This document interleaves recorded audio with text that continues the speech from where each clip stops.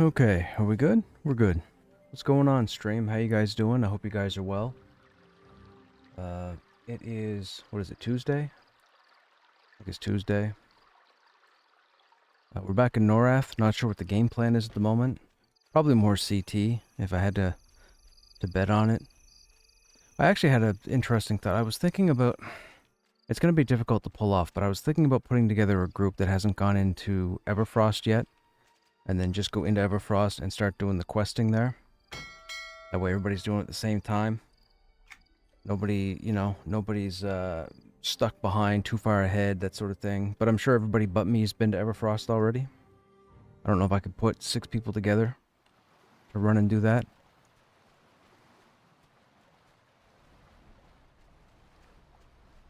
I'm just feeling bad about myself because when I get to Everfrost, I'll pick up all the feathers, but I'm not gonna be able to do all the quests. Like, I just went through and deleted a bunch of quests that I wasn't gonna do, so I have 24 slots.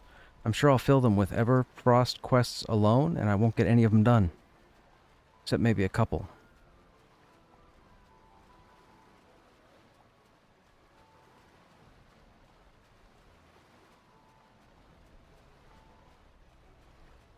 Bruiser Monk. I'll have to see who's on. We had a bit of a late start. At the last second I decided to grab something to drink, so I was out, and then I got home, and then I sat downstairs for a bit. I come up here and just sat down. Here we are. Oh, am I flying in first person? That was weird. My mount glitched out on me. I guess we go first person. Why not? Oh, we had a couple tells. Let's see what's going on. Chat probably won't show me.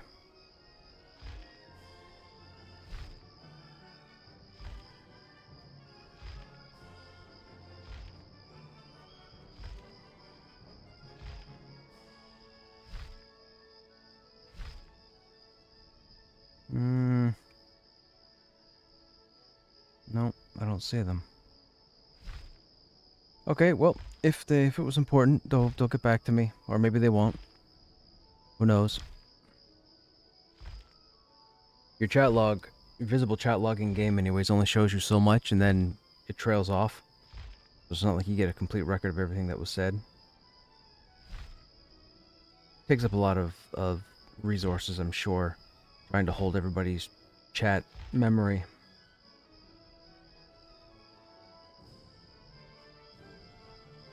Obelisk of Lost Souls access quest group starting up. Too bad Toad wasn't around. That'd be a group for Toad. I mean, the access quest, he'd have to go through it without getting it completed, but I'm sure this group would want to go into Obelisk afterwards. He's looking for his spells.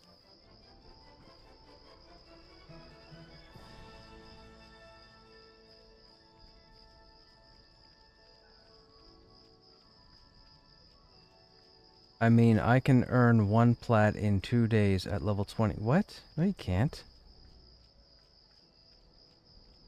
You can, it's just against the end user license agreement. Oh, so exploiting.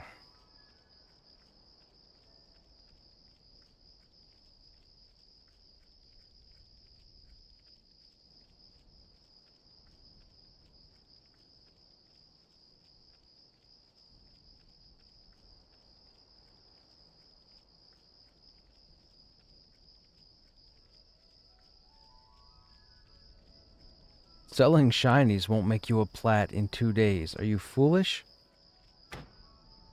There's no way. You wouldn't be able to harvest, let alone fuel, enough on the marketplace to make a plat worth of transactions in 48 hours.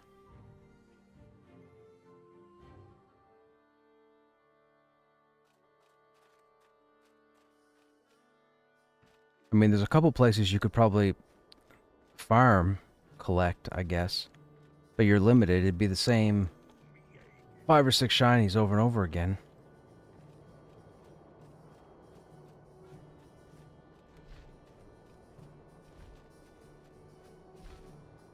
Salutations.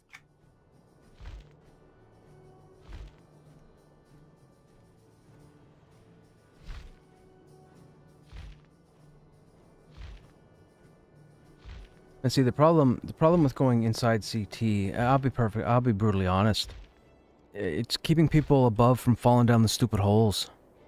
Someone always falls down the hole and then goes, oops, and then it puts the whole group off, because either that person's going to aggro everything, and then a buff or a ward that's on that target is going to reflect the mob's aggro back to the group, so then the mob's going to run through the zone and pull half a dozen things, and then you're forced to pretty much drop down, find that person, and then crawl through there, as opposed to, you know, not dropping down to begin with, because people don't pay attention.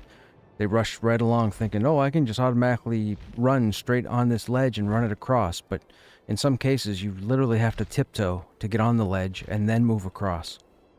Or people jump at the wrong time.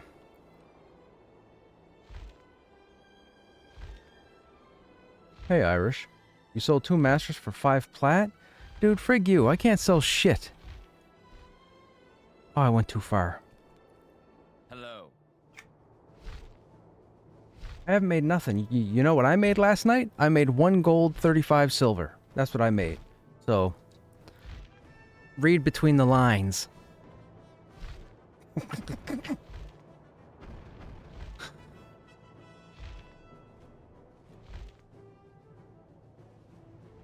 What masters did you end up selling?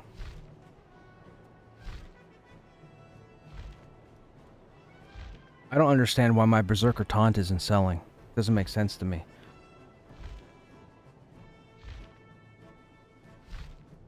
I think there's 2 up there now.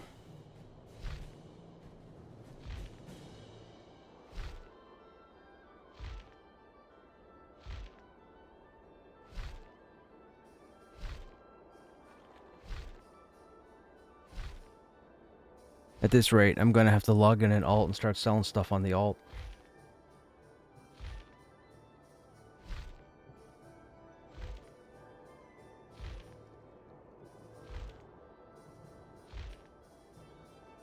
Necro AoE with heal. And, oh, the Shadow Knight defense is, yeah, well, yeah, of course that's sold. Okay.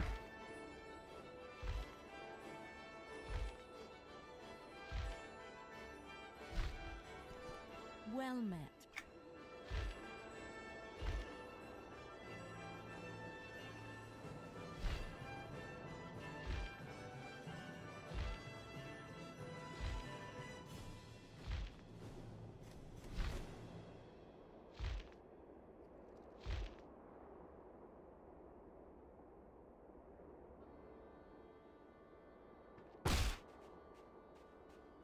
What were they just talking about in chat?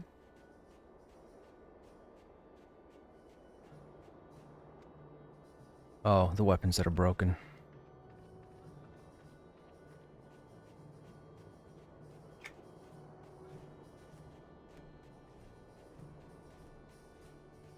Yo, what's going on? I'm good, man. I thought I'd been away for a while. I thought, you know what? It's an off-raid night. I don't think anybody's going to be here, but I'll jump in and see if anybody jumps in, and I'll see if I can't chat them up.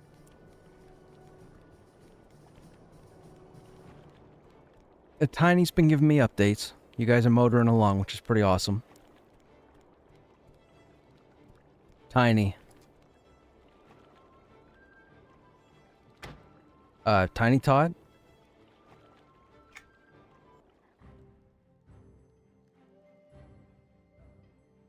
Ah, gotcha.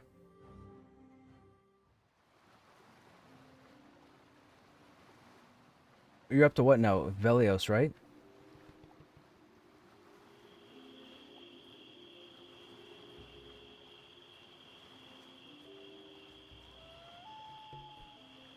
You guys still running with the full raid?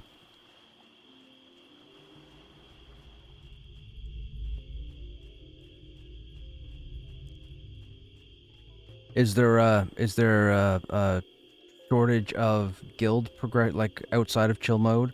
Have there been like guilds that have just closed or stopped raiding, or are there more people just playing on the server? Do you know?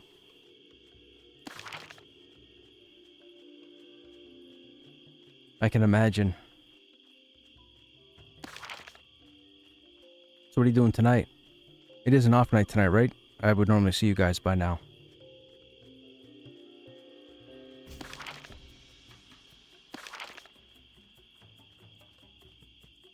Gotcha. Right, because there'll be more content.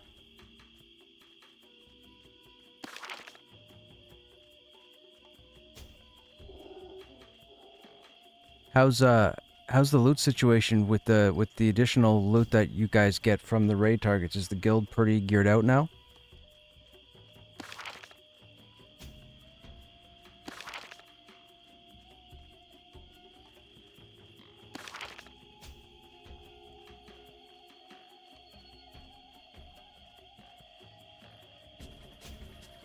Right, right. Well, I mean, when you have a full raid, even when Velios comes out, if you've got 72 people along for a raid, it's not going to be incredibly difficult. You know, Avatar might limit you with gear, but outside of that, I'm sure you guys will be able to take anything else down.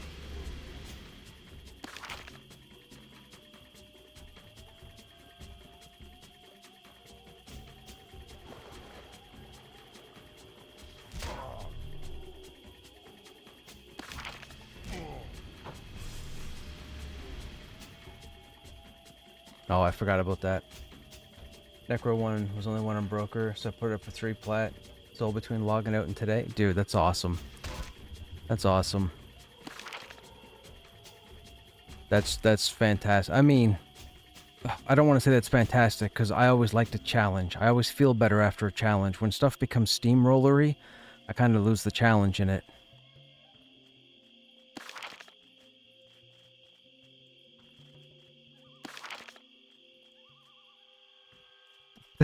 That's nuts.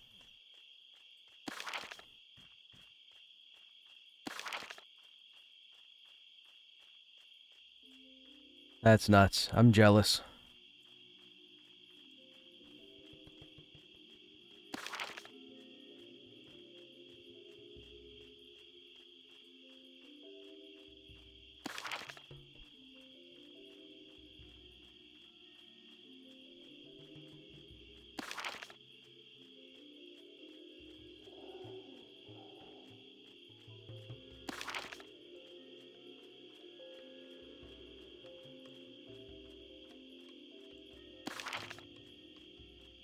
It sounds like it's not something that's commonplace.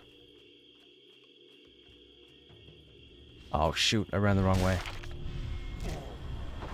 Here come the stuns.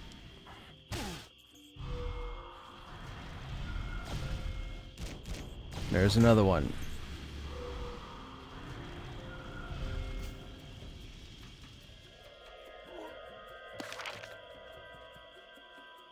Whew.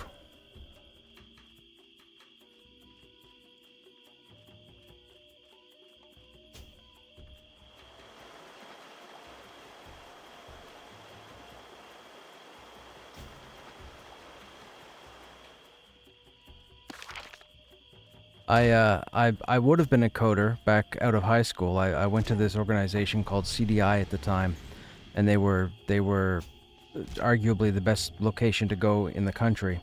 Anyways, I've gotten in. It was a select list, short list or whatever, but I managed to get in, started taking the course. Number of students that were there a year prior had gone back for finishers. They had like a 4-month finisher. It was so they could write some certifications. Anyhow, they were having issues because the way it was laid out, the place of education, or the institution, advertised that the students wouldn't have to wait to get questions answered and whatnot, but that wasn't the case. It turned out these students were waiting a day, 2 days, 3 days to get an answer to the question because the teachers had, not chalkboard, what's the shit called you hold in your hand? Checklist. What's the board? Clipboard. Oh my god, clipboard. What is wrong with me? Yeah, and they had a whole list of students to get around to, so these guys weren't getting their answers, or their questions answered, which means we weren't getting our questions answered, because we would end up falling behind them. Anyways, these students turned around and ended up suing the institution, so I didn't even get to finish the course. I was like 6 months in, on a 9-month course or whatever. I didn't even get the 2 books that I needed to write my certifications. So from that point forward, I gave up coding altogether. But I was really interested in it, but because of that, I've been all into the hardware. Like I can troubleshoot, take apart, put together, whatever, that's fine. But coding, I wish I always had known, and I tried a couple times to get back to it, I want to say probably 12 years ago and then like maybe 16 years ago, but it just didn't stick. My attention span just wasn't having it.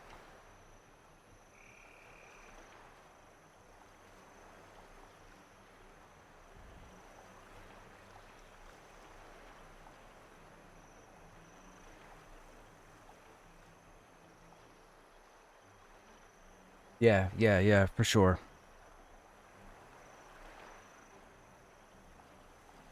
Okay, what are we doing tonight, Bang? Are you free? You good to hang out again tonight? I could try and put together a CT group again. Who's up on the stairs there? Quebec Guild. I have been in EQ2. I'm on the new progression server in EQ2. Just been messing around, but I got addicted. So I'm now a 46 Guardian, which is like the warrior of EQ2, if you're not familiar with the classes in EQ2.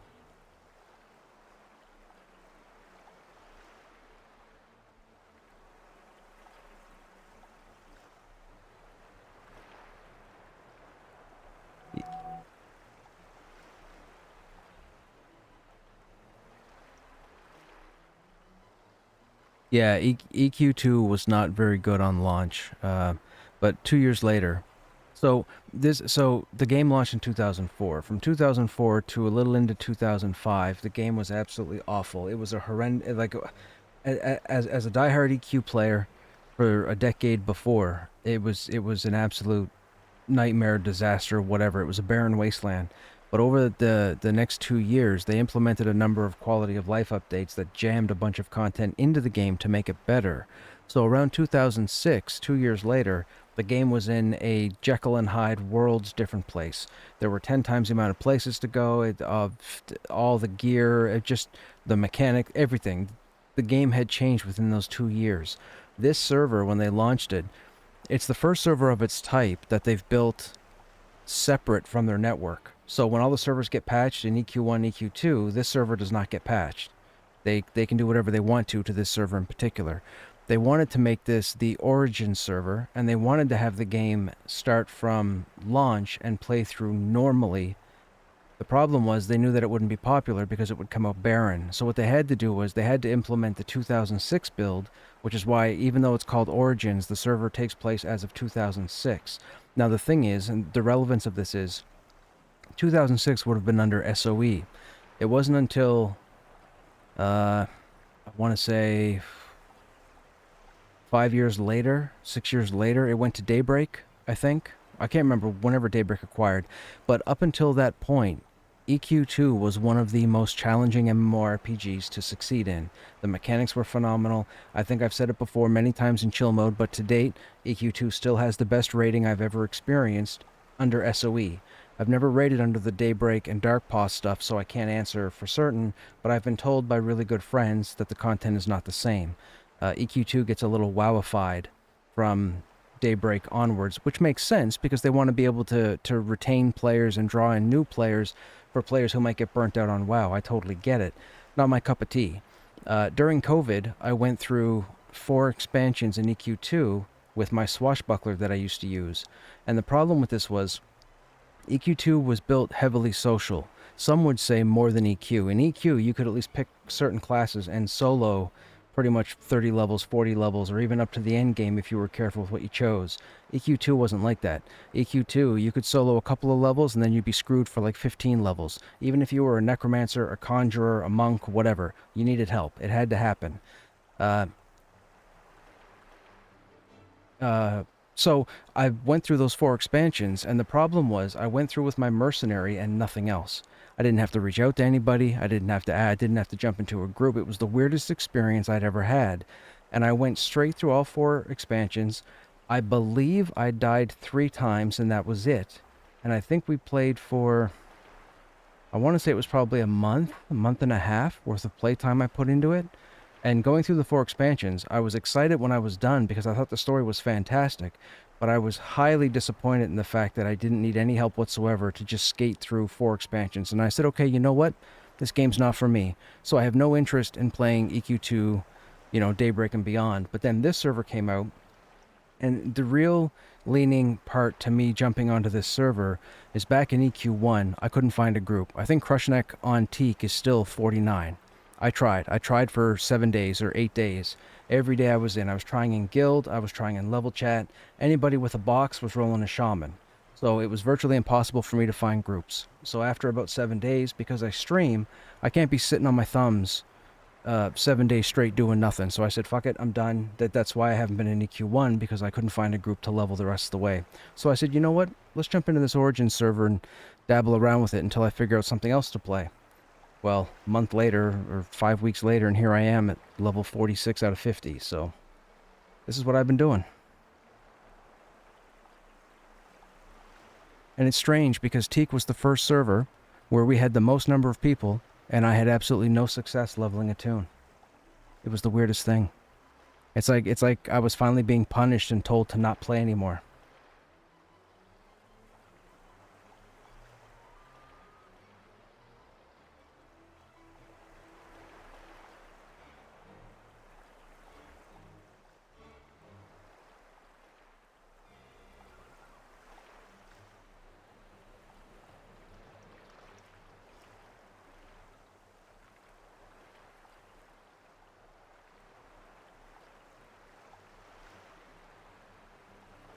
Sorry, guy. I'm catching up with an EQ1 with a chill mode guildie.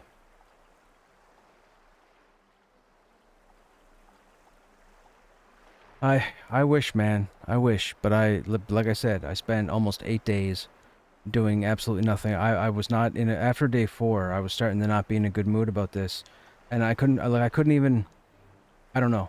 It was the first time in 9 years. I've been with chill mode for almost 9 years. We've been on 7 different servers. I've been on 6 of them. Truth be told, I was pretty much a staple of chill mode. Dal and Theo will tell you the same thing. I was there from the beginning. But this last server, man, I don't know what happened, but when I couldn't find a group after 7 days of looking, you can't, even if I wasn't streaming, I can't keep doing that. It's not gonna happen. So, and I wasn't about to switch classes, so I said, frig it, I'm done. So. No, don't worry about that. I'm over it. I'm over it.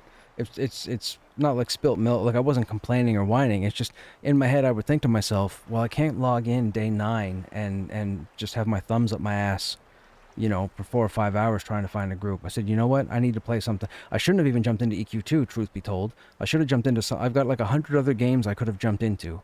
But for some stupid reason, because I don't know if you know, but in EQ2, I rated the first 9 years of EQ2. I was sort of, I know it's going to sound funny coming from you knowing everything I've ever said in raid chat, but I was kind of a deal back in EQ2 launch because I was a very rare guardian. Like I understood, I learned how to use the guardian. Okay, so are you familiar with the EQ2 classes?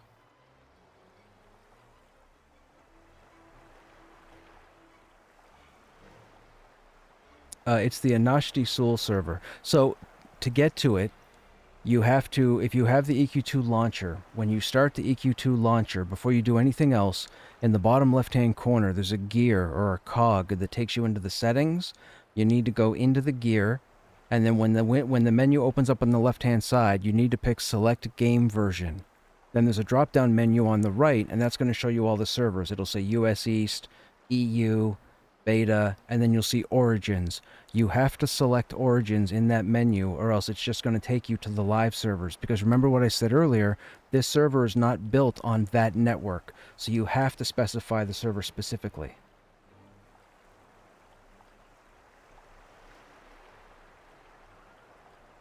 But with me as a Guardian, so the Guardian in EQ2, fast forward to the end game, the Guardian is a single target expert that takes 5,000 punches to the face. Just what you would say a warrior would do in EQ1. The Paladin is an AoE type defensive tank, not meant to take 5,000 punches to the face, but has group stability. It can help keep a group up in tough situations, whereas a Guardian cannot. A Shadow Knight can't take 5,000 punches to the face either, but it has a lot better job generating DPS as a tank and holding multiple mobs, or AoE aggro, as you would be aware of. With the Guardian, I knew the Guardian well enough that I could gear the Guardian and play the Guardian so that I could be, if I wanted to, a Shadow Knight or a Paladin or a Guard or even a Monk, because I knew all the tricks to the Guardian and all the pieces of armor and the specific weapons I needed to put on to change the way I played. And I mastered playing like 5 different ways. And with this server, I decided to click a character because the nostalgia was coming back, just like 9 years ago when I friggin' met Dalaman and he ruined my life. But yeah, anyways, I ended up getting hooked on EQ2 and here I am. I'm really enjoying it. I wouldn't say I'm in the friendliest of guilds or the social... So, I don't want to say socialist because that sounds political. The socially inept? Yeah, let's say socially inept. We have a ton of people in this guild. Nobody ever talks in guild chat for whatever reason. And even on their voice chat, I think there's only maybe 9 people out of 100 or hundreds that hang out and chat. Like it's the opposite of chill mode. It's a very weird experience. But it's a guild I joined on day 3 and I've just been in the guild ever since because I don't want to be in it that much where I start guild hunting.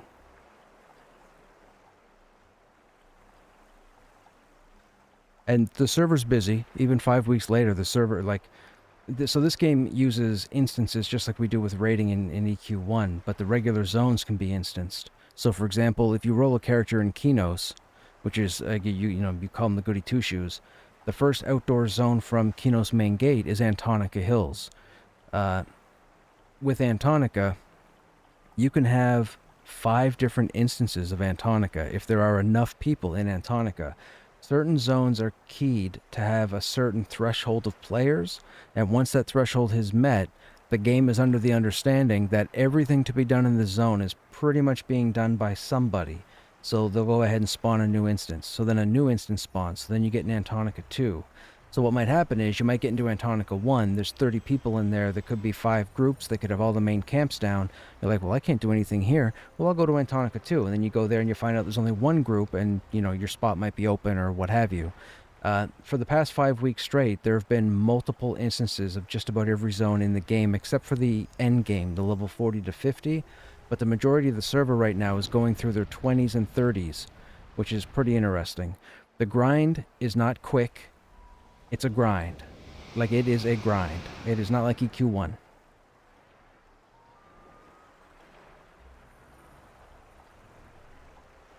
But if you can find solid people, if you can get quests done, if you can find solid crawl groups, dungeon crawl groups, you can level at a, pretty steady pace.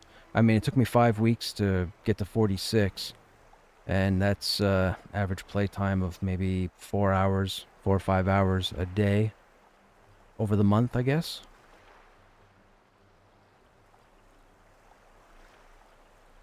Ooh, quite a few people in here.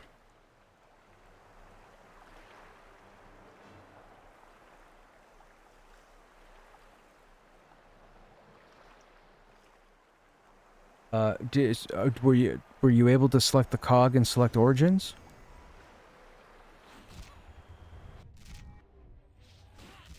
Oh, well, that should be the same as your EQ1.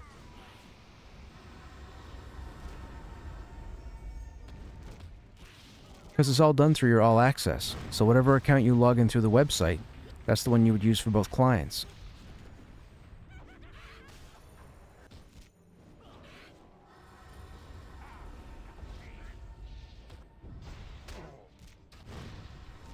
Did you maybe have a second account at some point?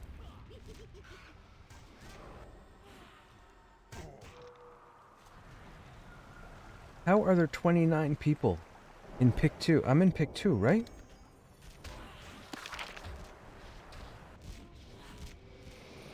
Oh no, I'm in prime.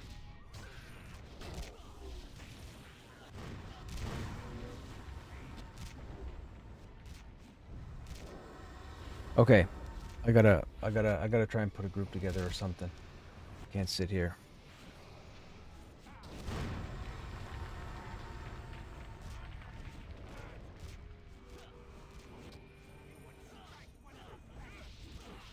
No problem, man. No problem. Do your thing. Like I said, I just jumped in here because I haven't been in here in probably a month or month and a half, and I thought I'd jump in and see if Anybody pop by? If nobody pop by, nobody pop by.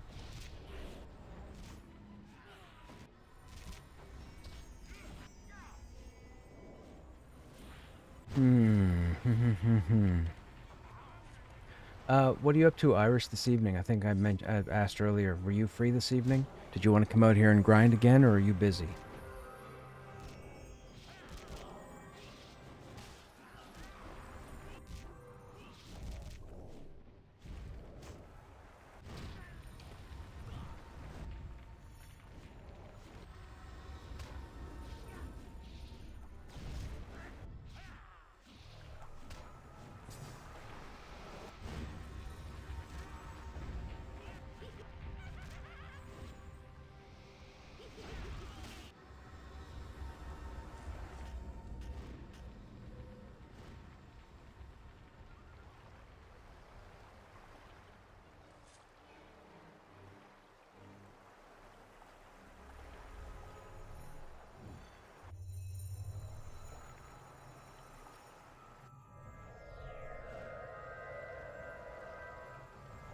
I gotta see what people are doing. What's the guild doing? Oh, we got another level 50. Okay. Wizards in Everfrost.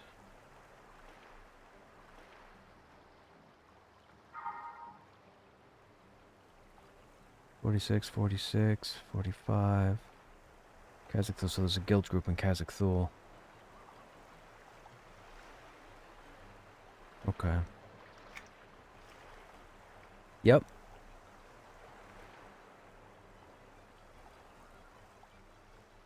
Yep. And then there should be a drop-down window in the, like, top middle.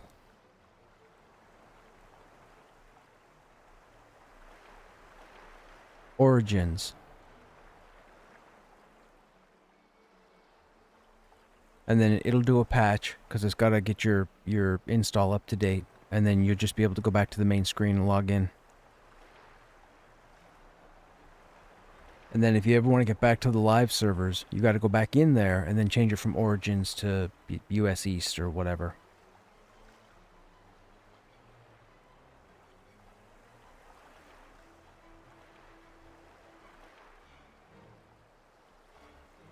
The little drop down, once you've selected the drop down menu in the top middle, you just hit, in the bottom right, you hit like apply or accept and then okay. And then you'll see it do a patch.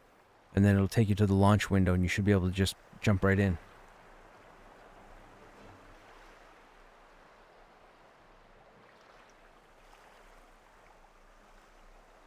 Yes, yes. Yeah, hit select game version. And then there's a drop down window in the top middle. Or it might be top right. And you'll see US East, EU, Beta, and then you'll see Origins. You got to click on it, and then down in the bottom right, hit accept or apply, and then OK.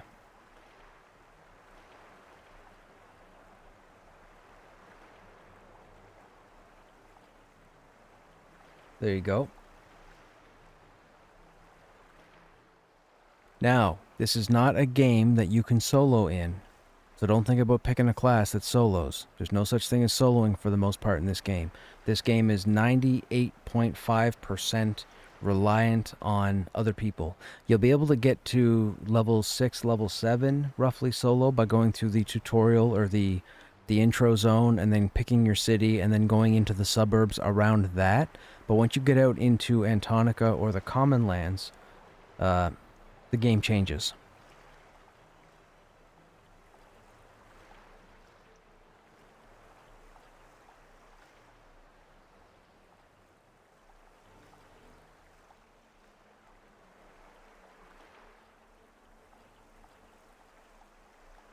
Yeah, it's got a it's a whole install of the game because it's its own server.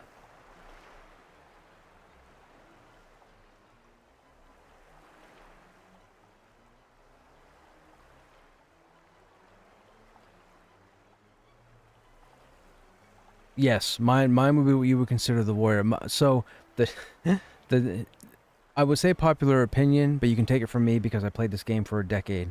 The two worst classes in this game to try and do anything with solo are Guardian and Templar. So EQ2 uses master classes or advanced classes. You have your archetype, which is fighter, mage, priest, scout, and then under that you have your subheadings. So for example, under fighter, you have warrior. Warrior would be guardian or berserker. Then you have brawler. Under brawler, you have monk and bruiser.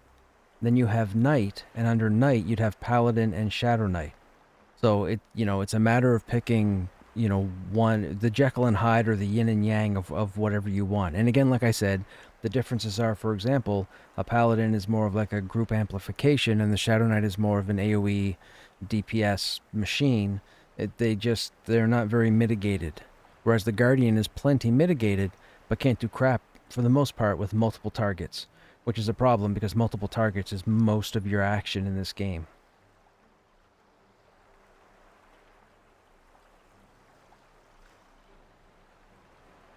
I would also say, if you ever wanted to catch up or see some stuff brief, you could always hit, you don't necessarily have to hit my Twitch, but if you go to YouTube and search for Krushnek, you'll find my small channel, and I think the last week or so I've been streaming through YouTube as well, so there are VODs there if you want to check them out, and that can show you some stuff too about the classes, and you'll get to see the different races, and you'll see the mechanics and how the players react.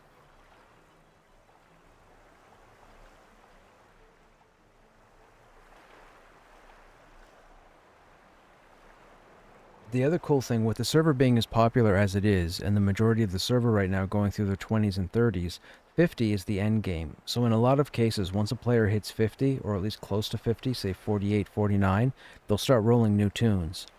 So it's not like the game's been out for 5 weeks, you jump in and all of a sudden you can't find anybody. You'll find people. There are people of all levels and types, even up to this point, and there will be for probably a month to come, or maybe a month and a half to come, because it takes so long to level up a tune.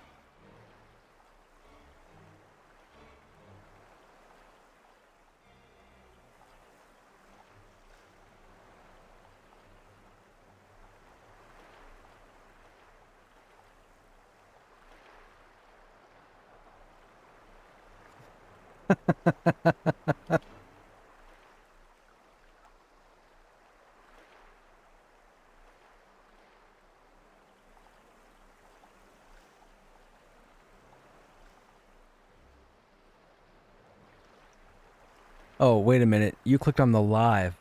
This is me waving right now. You clicked on the actual so I'm streaming live right now. So this is Kazakh Thule. This would be like the Plane of Fear in EQ1. Yeah. I'm streaming on Twitch and I'm streaming on YouTube. So so I'm gonna not talk in Discord. I'm gonna talk on stream, and tell me if you hear me say the alphabet. A B C D E F G H I J K L M N O P Q R S T U V W X Y Z. I mean, if you see me staring at a wall, you're actually watching the live stream right now, and this is me giving you a thumbs up. Oh, well then that's funny. So that would be an actual VOD then. So I'm still staring, I'm still staring at a... Oh, it'd be, yeah, because we've been in Kazakh Thule for the last 4 days. Yeah, okay, yeah. So all my streams would start probably with me staring at the staircase, because I'm staring at it right now. That's why when you said I was staring at the staircase wall, I'm like, wait a minute, I'm staring at the staircase right now.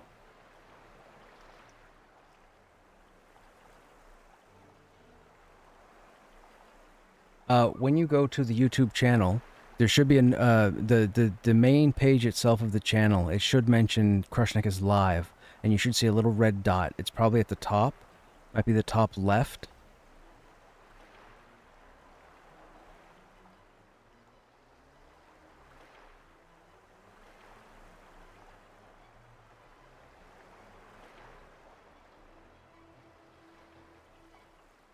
But if you're watching the live, you'll see me looking at real ones, bruh, celebrity, apocalyptic warfare, and then of course the stairwall. Okay.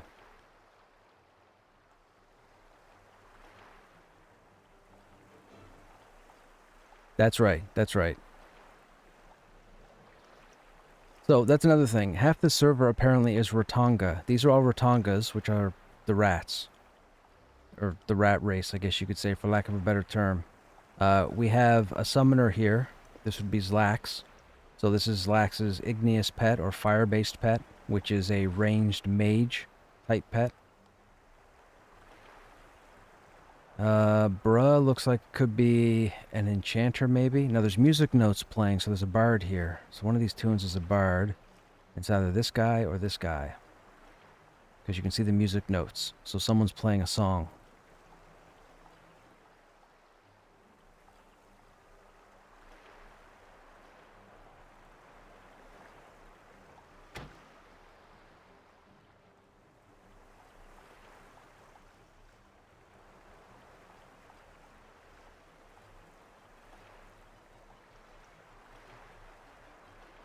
Right on.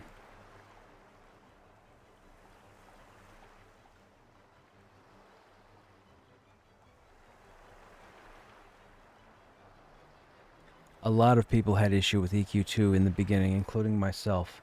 But I wrote it out. And then it became phenomenal. Like I said, it took till about 2000. It took till about the first part of 2005. They had 2 patches, I think, at the time that they'd put in the game that implemented a number of quests and a number of locations you could visit that weren't in Antonica, Commonlands, Thundering Steppes, or Nectalos Forest. And by 2006, the game had vastly changed into something that was awesome. But unfortunately, when EQ2 and WoW start at the exact same time, EQ2 comes out all barren as nothing, and World of Warcraft comes out with a whole lot of stuff you can do with no issues whatsoever. Everybody rolls over there, and this game is left pretty much with their junk in their hand. So it took a couple of years, but unfortunately, they never recovered what you would consider would be the EQ rush or the EQ fandom, because everybody had fallen in love with World of Warcraft. However, I will say, like as I said earlier, under SOE, EQ2 to this date, next to WildStar, has been the most technical game I've played, or MMO I've played. So I've done WoW. I did the end game with WoW. I've rated in WoW. It's not EQ2. EQ2 by far, and EQ1's the same way. EQ1, we all might get excited and stuff for killing stuff in EQ1 over and over again, but it's not the same feeling as beating something in EQ2 in era. There's just something about the amount of work you have to put in and then what happens, and it's not just like taking 70 people and steamrolling something. It's not possible because you can't have 70 people, right? The game is built around a 24-player raid. So you might think, oh, 24 players, that's small, but it's not, because they throw a whole lot of stuff at you every time you go into a raid zone.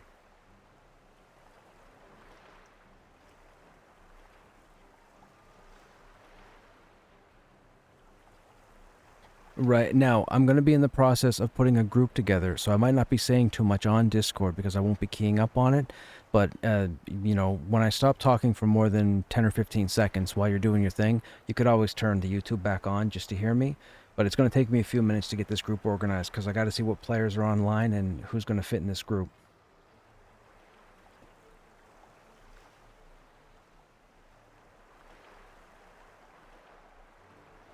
Okay, Bang, I haven't gotten an answer from you yet, though. Were you coming out here? Were you looking to hang out, or should I look for another healer?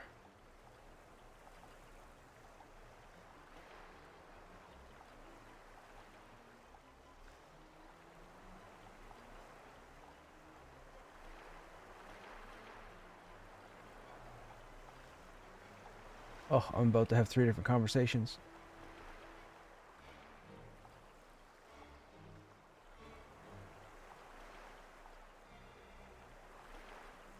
Hey, Room.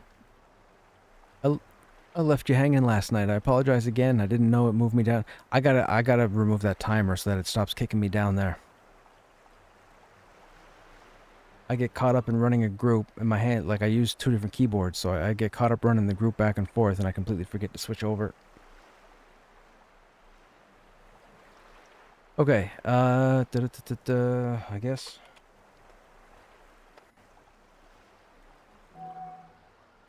I will look for people.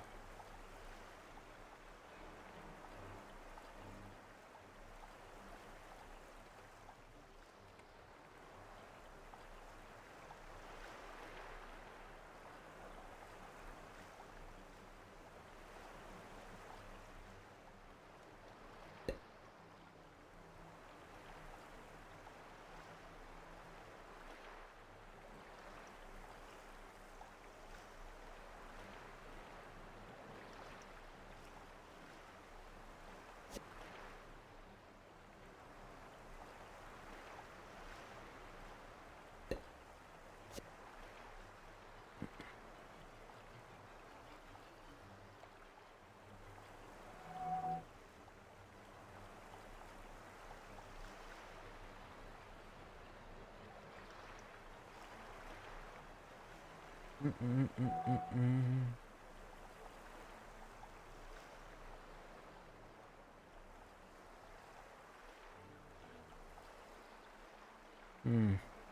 There are people in Kazakh 3, so there must have been a third instance started.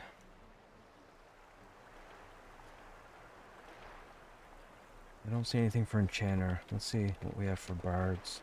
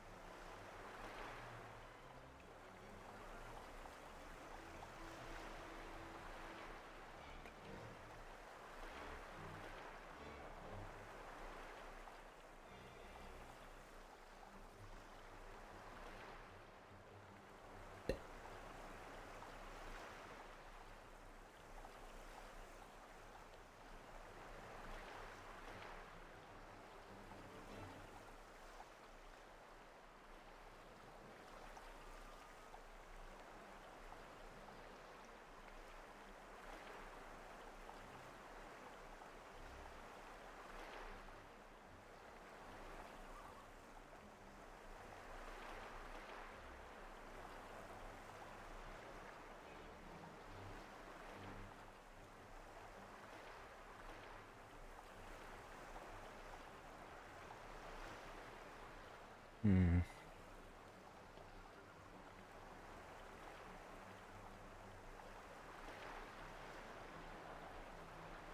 Bear with me, stream. It's going to take me a little bit to find the people.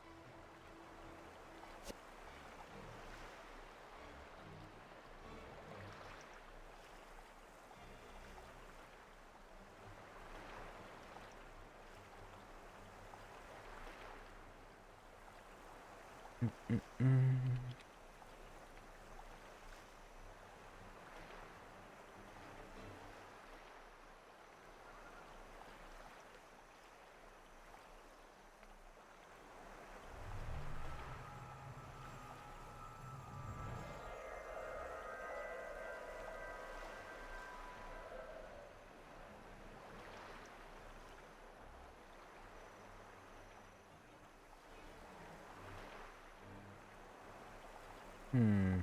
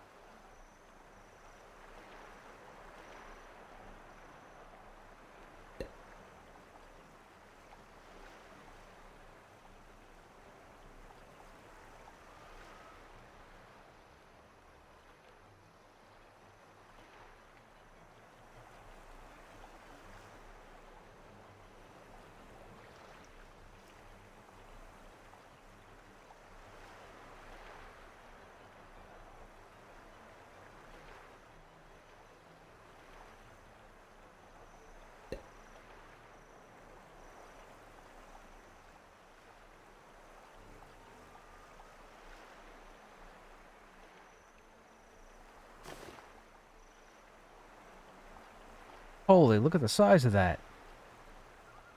That's what she said. Ha ha ha ha. Dude, look, that's like 16 feet. That's like 20 feet long.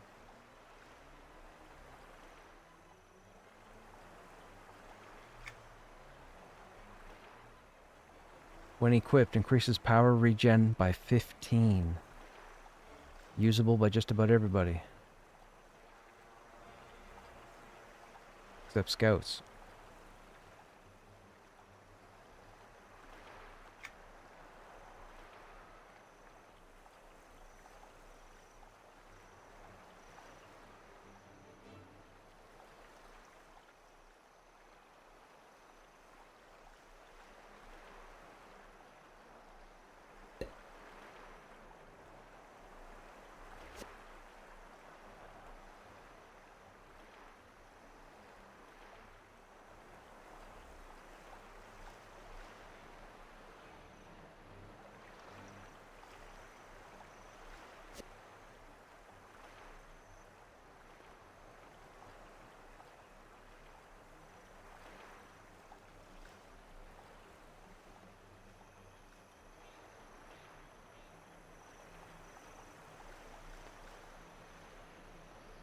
Okay, we're getting there. We're getting there. We're getting there. We're getting there.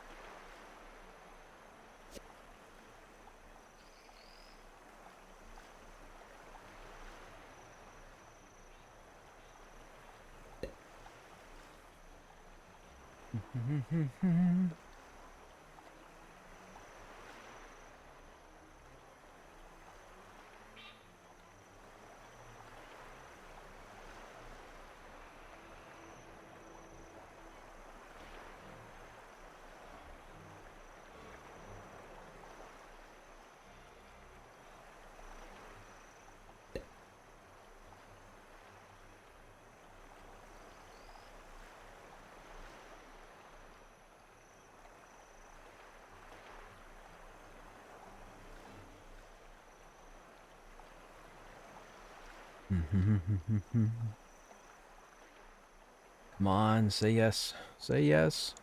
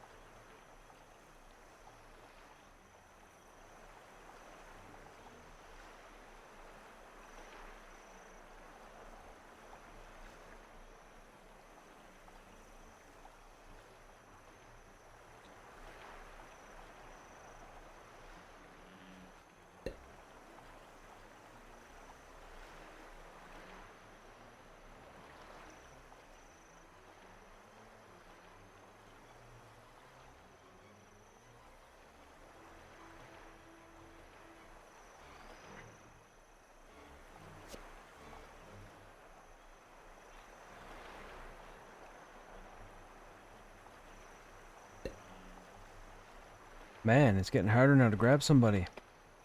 Everybody's grouped up or logging.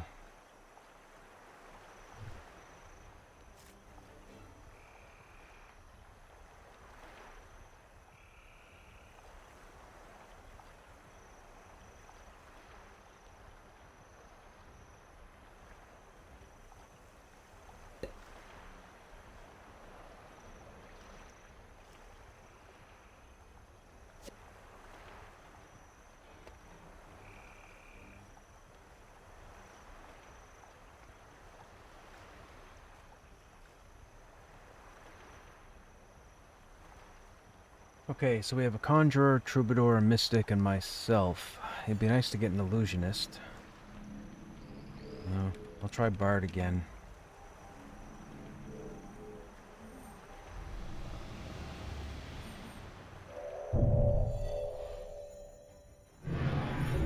Oh wait, we have a bard. What am I talking about?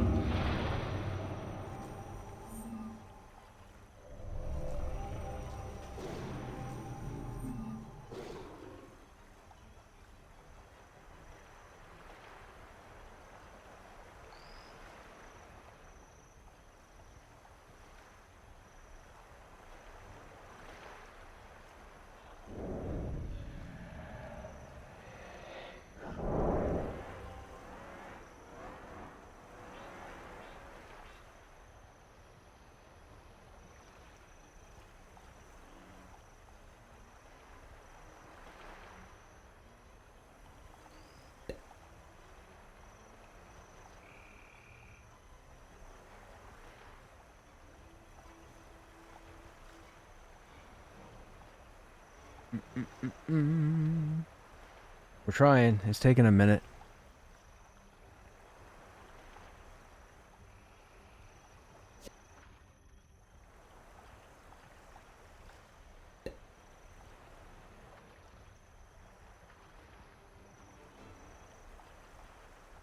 Can't wait 15 minutes, I'm afraid.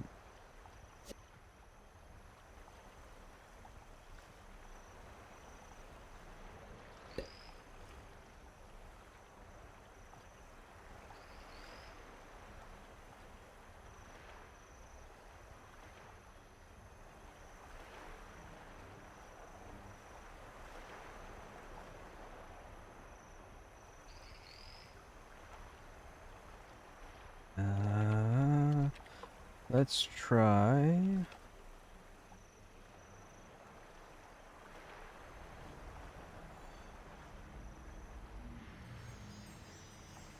Nope.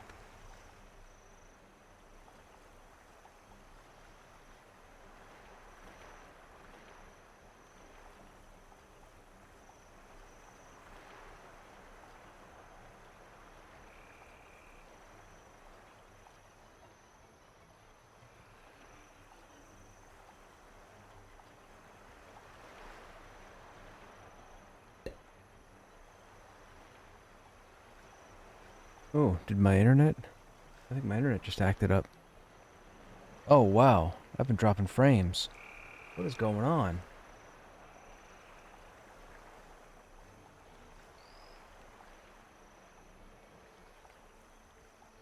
Holy smokes, if we dropped frames. You guys still see me on stream, right?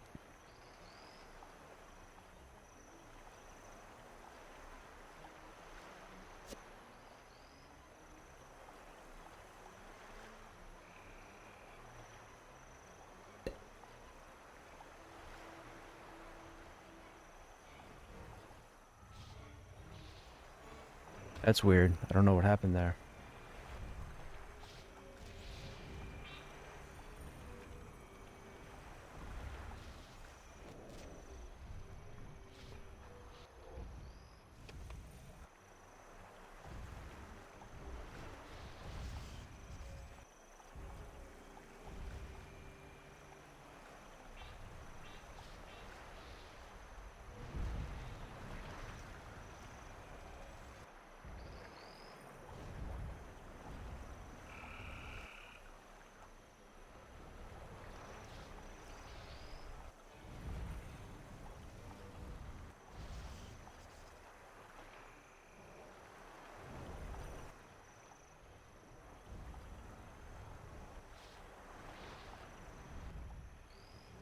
really wasn't trying to go. It doesn't matter, I guess.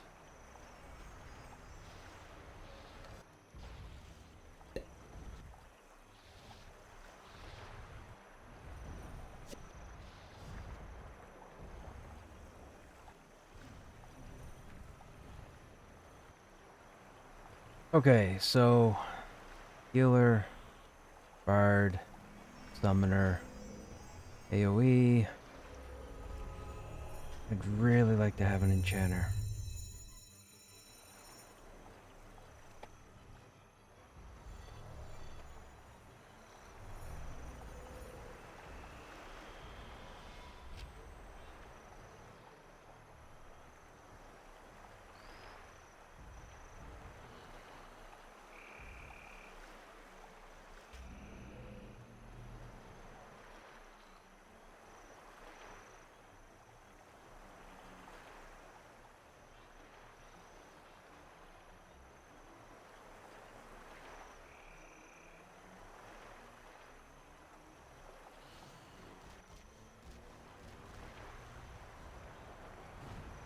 All the enchanters are taken.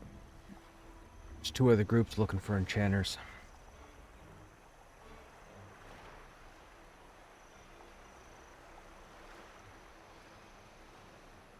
Do I leave the spot open, I wonder, and wait?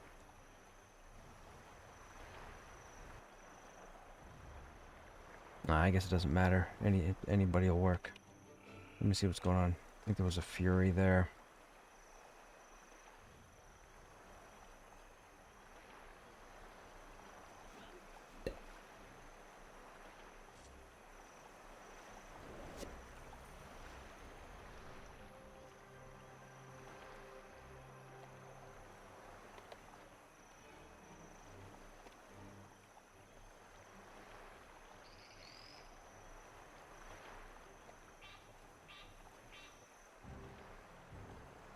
Okay, yeah, that was weird. Apparently I had a nasty spike in the last 30 minutes. I'm assuming somebody must have had a janky raid, or janky stream.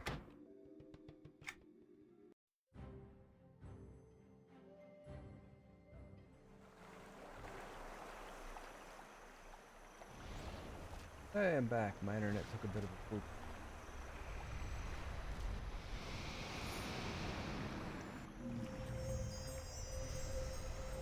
What were you thinking for a tune as far as a playstyle?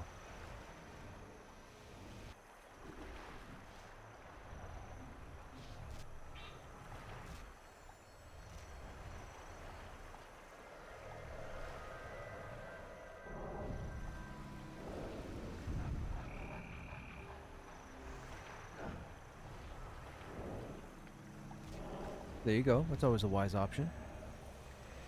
Monks are pretty good. Monks can do solid DPS. They're very sturdy for their class.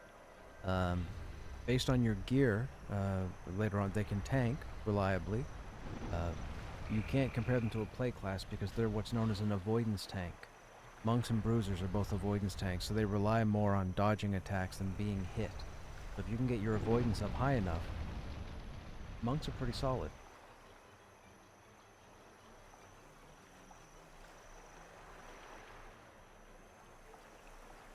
Okay, everybody's in the fear out, which is great. Once they're here, we'll move in.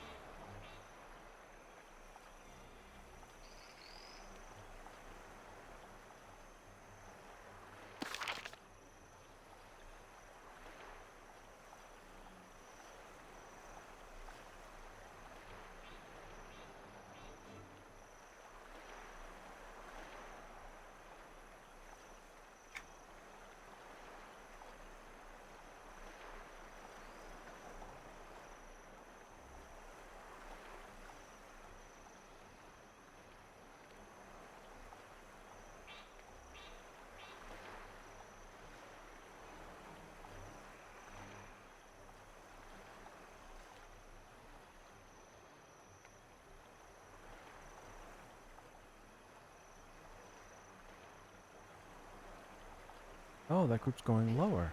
Alright then. That's cool.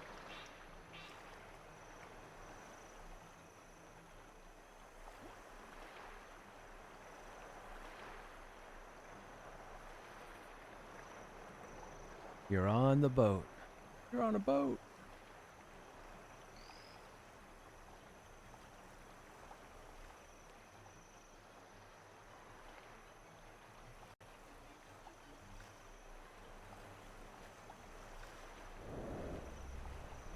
Okay, so 41 Warlock, 45 Troubadour. I feel like the Troubadour is going to be the problem for aggro. I'll start on the Troop for now.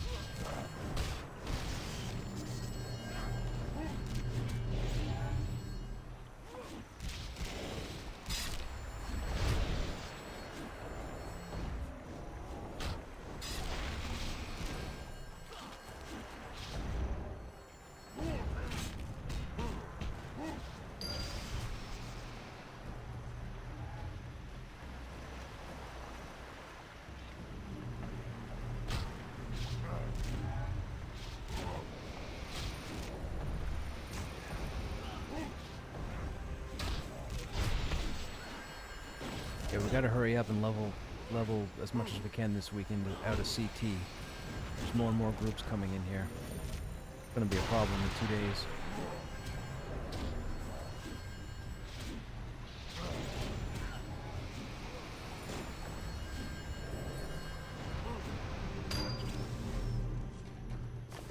Go, what's going on?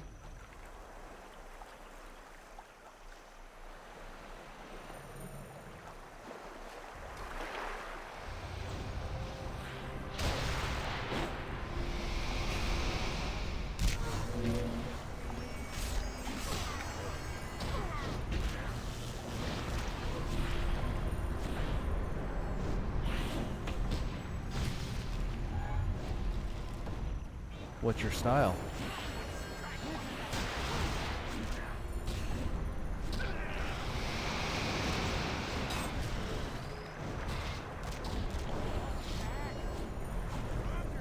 Rangers at around level 70?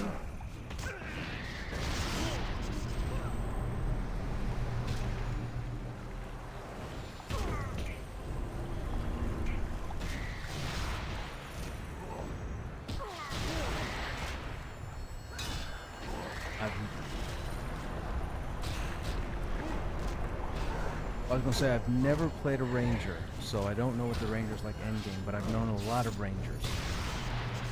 I can tell you DPS is fantastic on a ranger, but it's all, see, unlike EQ1, it's all about how you take care of your tune. There's a lot more care that has to go into your character, way more than is in EQ1. Like, your skills have different quality levels, so you have to make sure your skills are all up to snuff. You can have 50 rangers, the same gear, same skills, same quality level skills or whatever, it's the exact same gear, and you'll have 50 different playstyles with the same class. That's what EQ2 offers that EQ1 doesn't. Unless you're a shaman with 50 spells available in EQ1, there's not a whole lot of variability to a lot of the classes in EQ1, but in EQ2 it's different. Like, for example, over the first 3 expansions, I take a Guardian, which is a single target beast, and turn him into, for lack of a better term, a Paladin or Shadow Knight. Most people can't do that, but I have the knowledge of my character for playing it for 10 years that I have that knowledge. So, you know, time invested is time worth it. But there is a lot more strategy, a lot more thinking, and a lot more planning you have to put into an EQ2 character than you ever had to put into an EQ1 character. And this is coming from somebody who just spent 8 years in chill mode. So, you know, trust me on that. And I'm not getting paid to say that.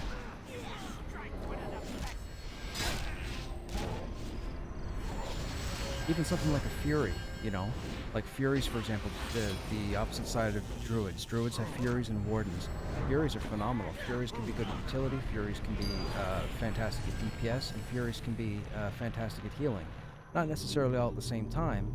However, if you understand, you know, your character, the cooldowns, refresh rates, what crits, how often, what gear you have on, if you set up macros for different gear to put on based on switching roles during combat, you could do a lot of stuff with your class. And the big fault that EQ2 has, and I've said this 100 times on stream in the past 3 weeks, is that people don't put enough thought into their character.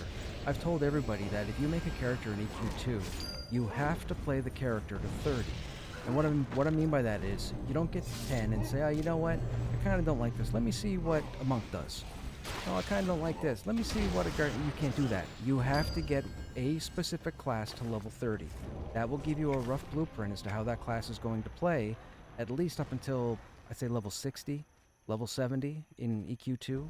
But people don't do that. They make close-minded conclusions. And I can say that because, again, I've played this game for a decade. I would not steer you wrong. Now, I can't tell you you're going to love this game. That I can't tell you. But I can tell you that if you're somebody who wants to put work into a tune to make yourself stand out from others, you would never look at EQ1 again.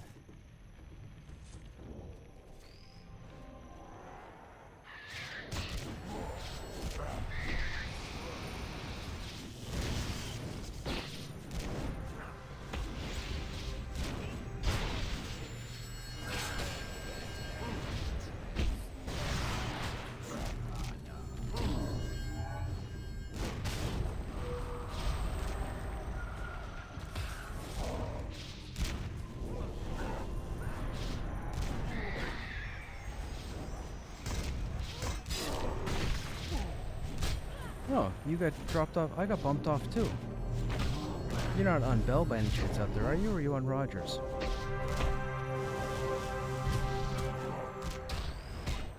Oh, right. I was thinking Ontario. I just thought it weird. I got bumped and you got bumped.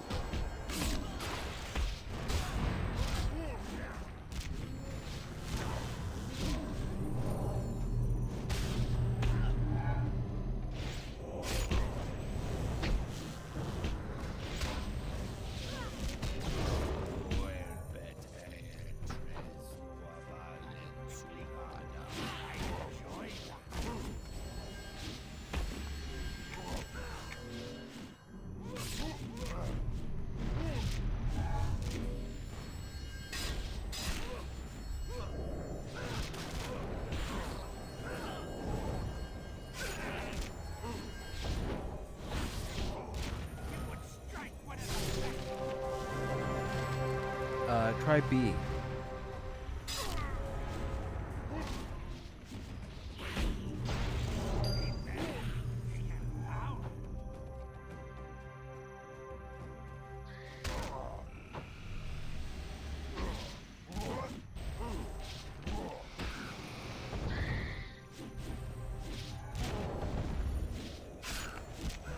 And when you get to a bank, or a banker, Shift B is the hotkey to open up your bank bags. You can go into settings and change it to whatever. You could change inventory and bank to the same thing. Like I usually do like Control Shift B. And then when I go to the bank and I hit Control Shift B, I get my bank bags plus my personal bags. There's a lot of customization you can do in this game as far as your hotkeys and hotbars and macros and whatnot.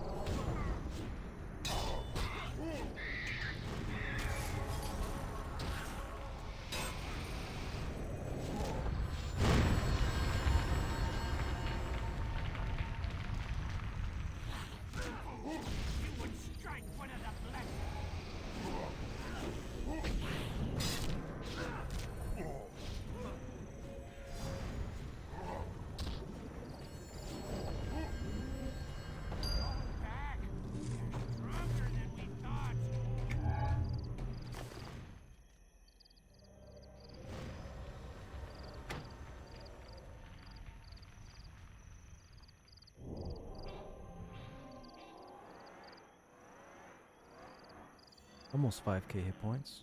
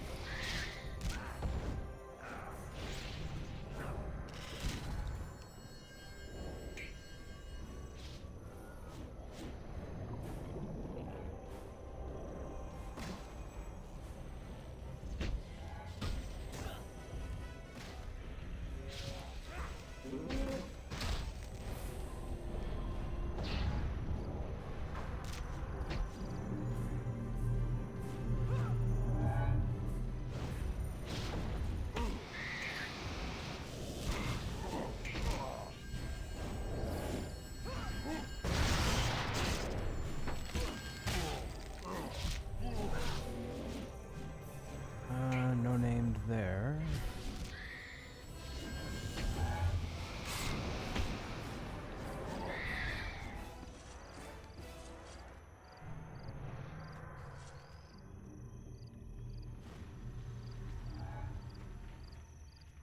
I'll tell you, this polished granite is making my mana look pretty sexy compared to the rest of the group. I'm guessing it seems to be proccing more often than it usually does. I'm still at full mana. For the most part. And I had less than half mana like 4 minutes ago.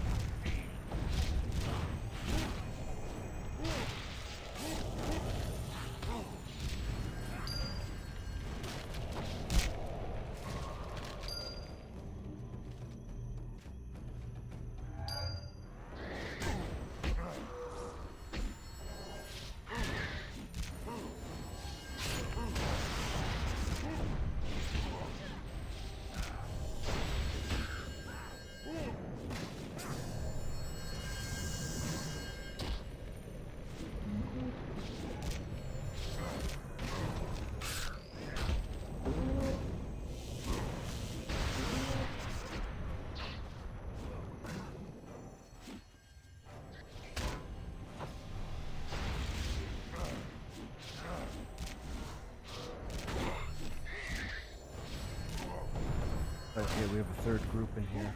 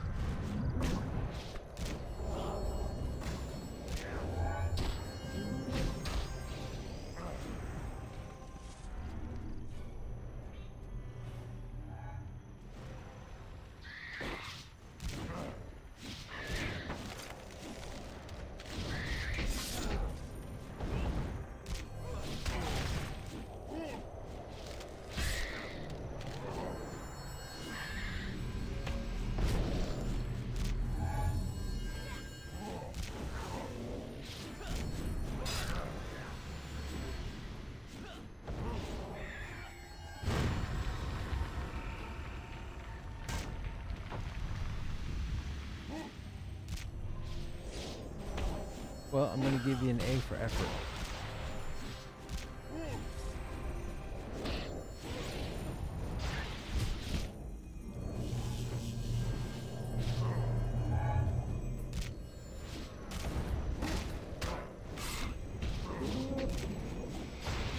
Grant was telling me Velios is next week.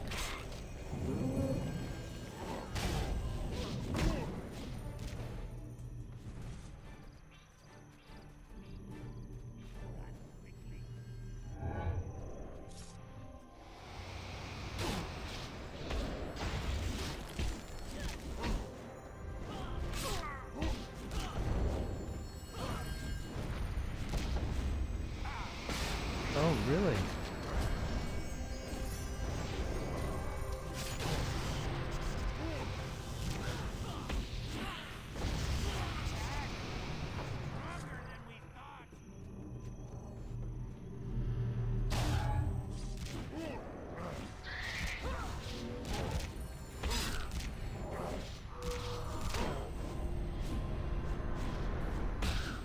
Right.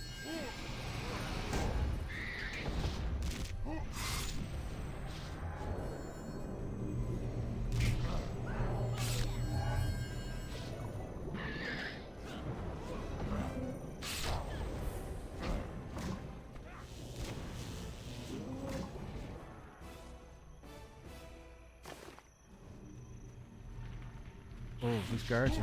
Oh, somebody was here. That other group must... Okay, that other group must be up on the temple then.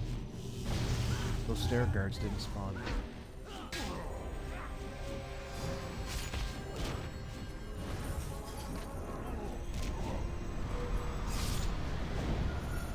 Why you would ever put up with another guild outside of chill mode is beyond me. Like, come on, man.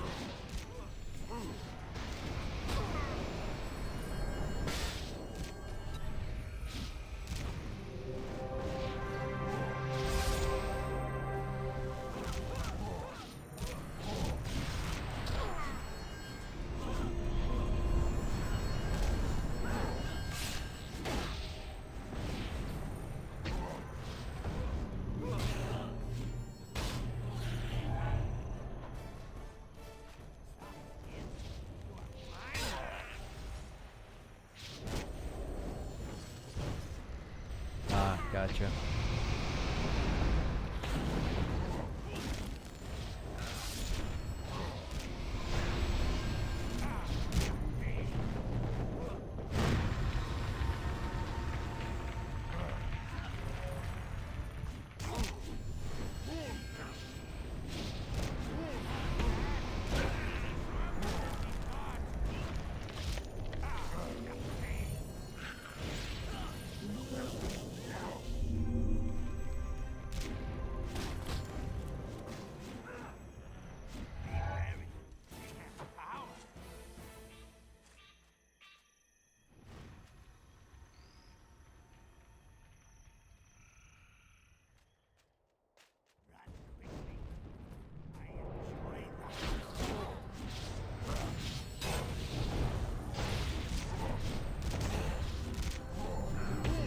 So I have to be careful here because the content we're fighting in this courtyard is roughly level 44 to 46.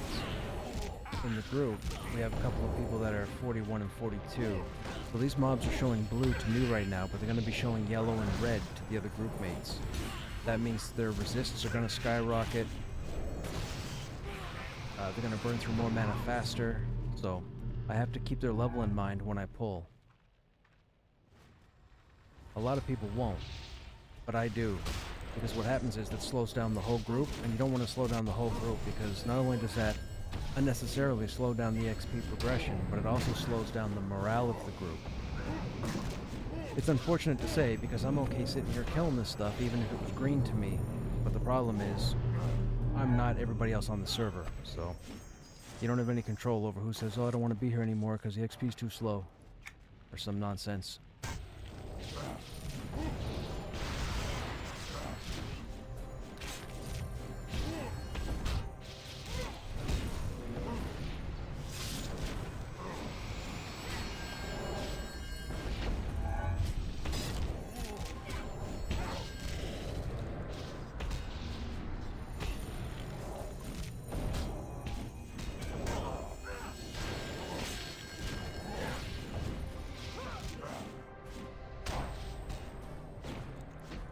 Top of the temple's up. That eye's not there. Or it's not... Yeah, it's not rendering. The mob's not up.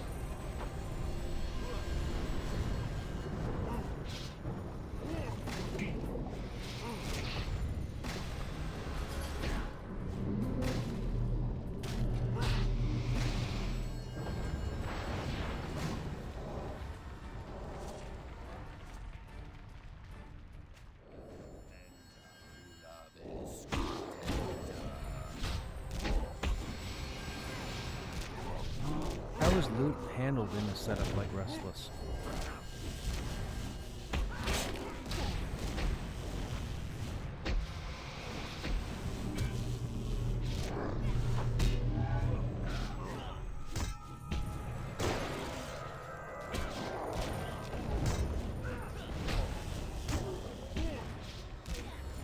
How you guys in chat doing? You guys good? What are you guys up to this evening?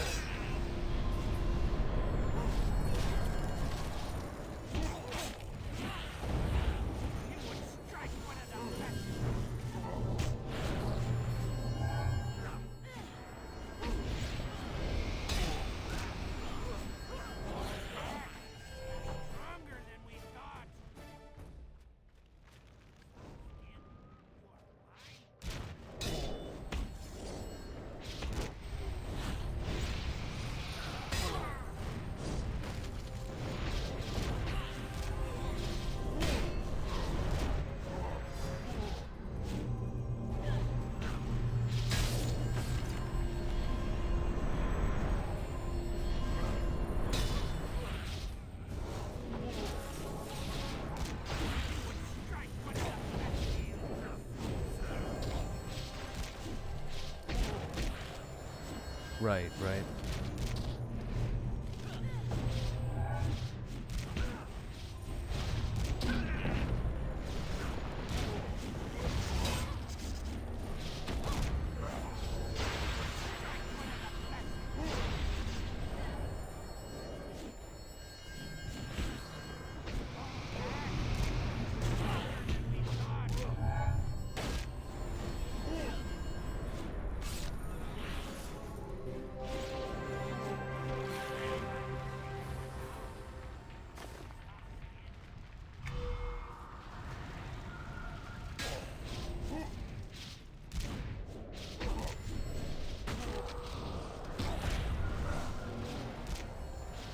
What's taking you back to chill mode?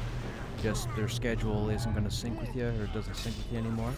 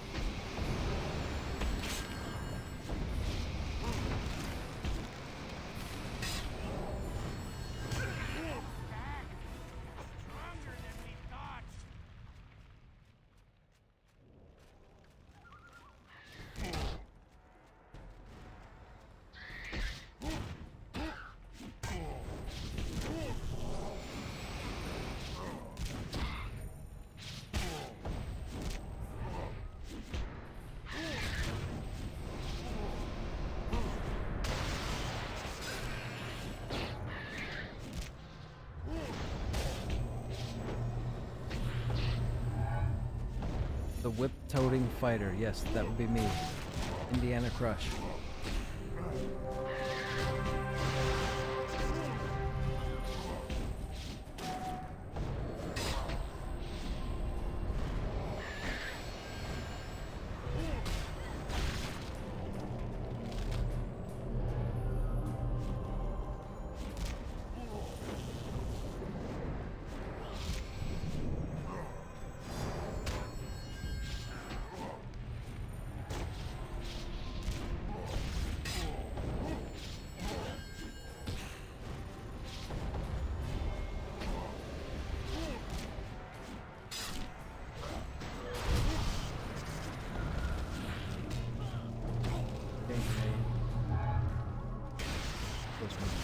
Gotcha.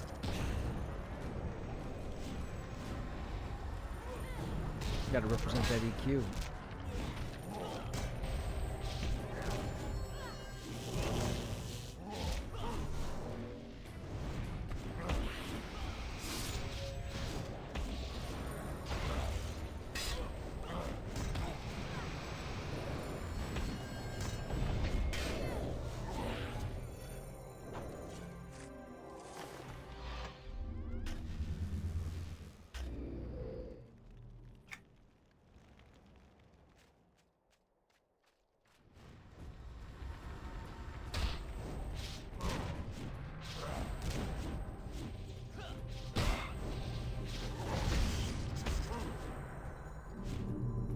Still running in CT?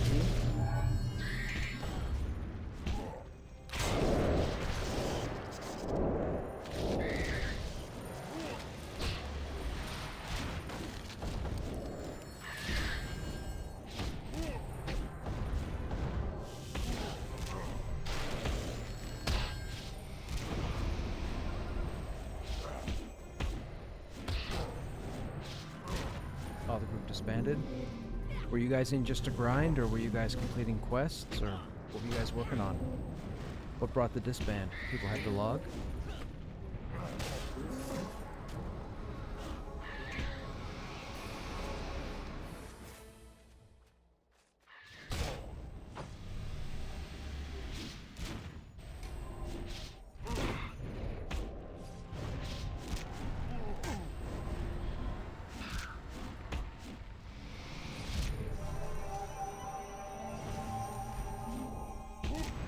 Nobody in this group is using the host system.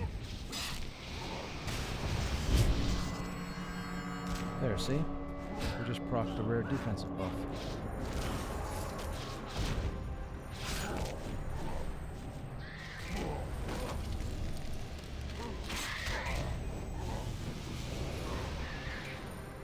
We got a med for power.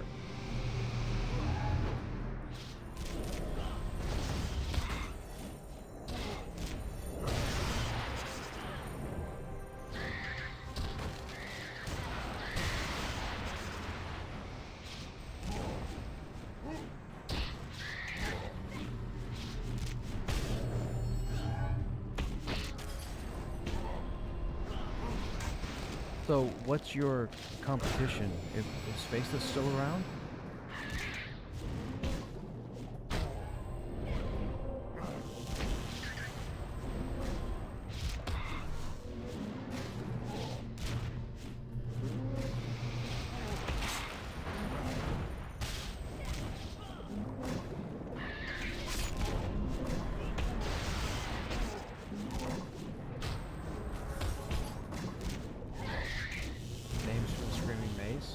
Gotcha. Usually happens, man, when you put together a group that wants, or 1, 2, 3 people just want updates and that's it. Chances that your group lasts after that are very slim. I can't think that way.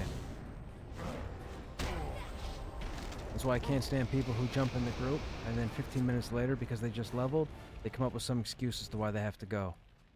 I write their name down and I never group with them again.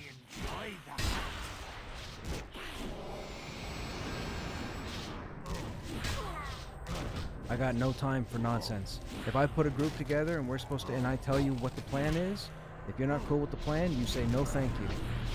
You come along and leave 15, 20 minutes later, make me believe that you're here for the long haul, I'll let it. Well, actually, I might not even let it slide the first time. I might just write your name down and be done with it. Not you, just in a blanket statement. If a player out there is going to be a dick to 5 other people, I don't have time for that. This is not a fast grinding game. People need to invest time into a group. Like yesterday and the day before, I had people that showed up and then left a half hour later, left 15 minutes later, dropped with no excuse. I write those names down too, and then I never invite them to a group. I may jump into a group they're in, depending, but I will never invite them to one of my groups. Never. I've got 4 names written down right now in front of me, and I haven't grouped with a single one of them in at least 2 days. I haven't sent them tells, I haven't even looked for them.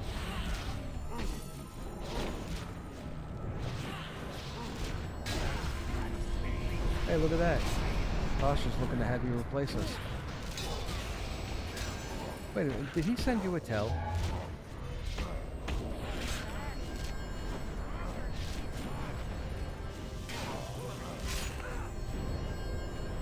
I think dude's feeling bad that our DPS is a little low. But I told him he was cool to be in the group. We're all good. No worries. But I guess he wants to take off.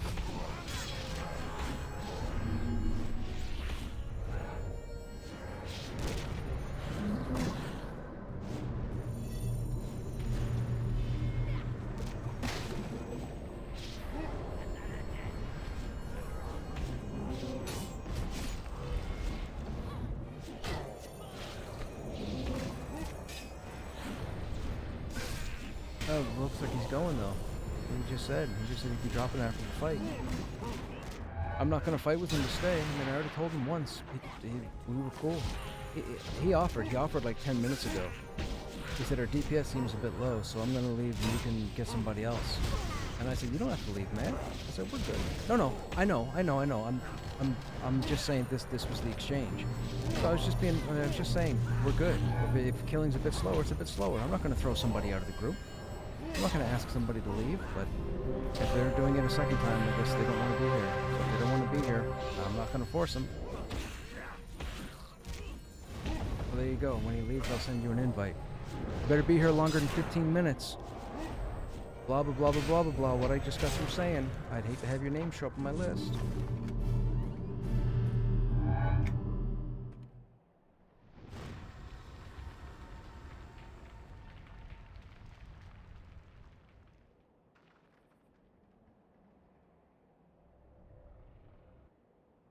You're able to get to us, right?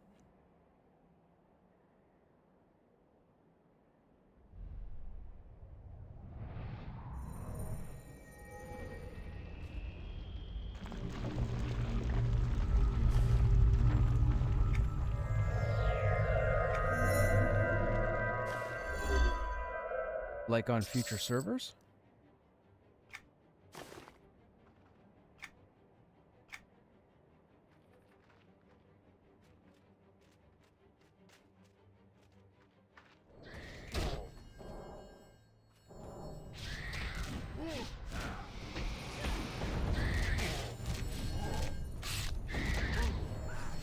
Don't start, man.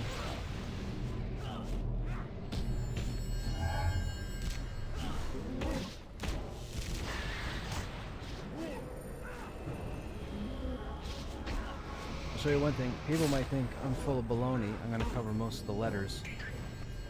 I'm going to show you. There's my list right there. You can see what looks like fuzzy single letters. So there is a list.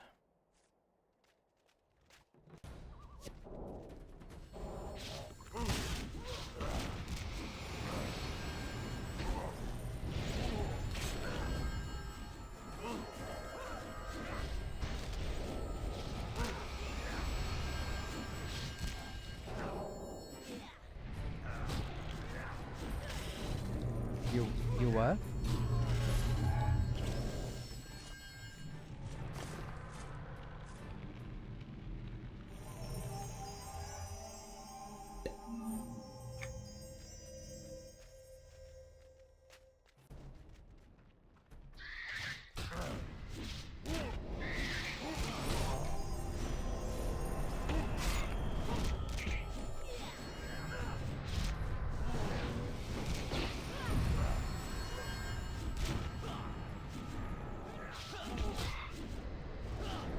Good luck with that. I hope the rolls are on your side.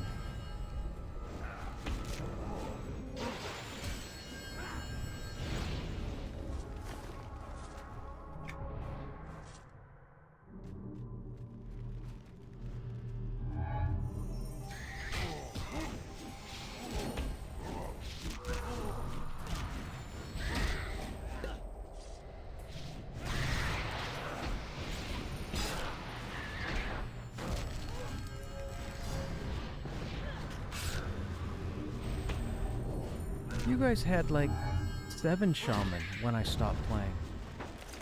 What happened? Did people just stop playing?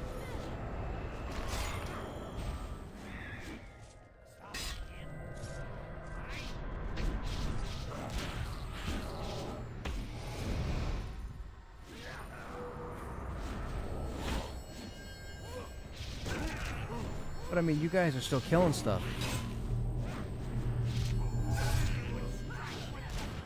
You guys sound like you're fine, though. You guys have like 100 people, you're killing everything.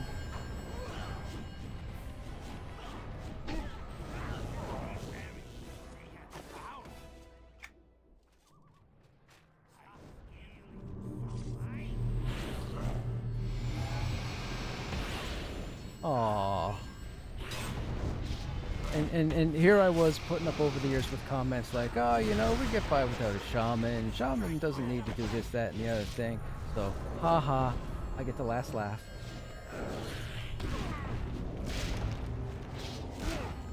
Yeah, but you're not me.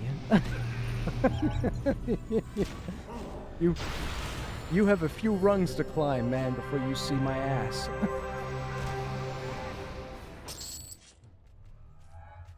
And you can take all the offense you want over that. I'm gonna stay on that high horse.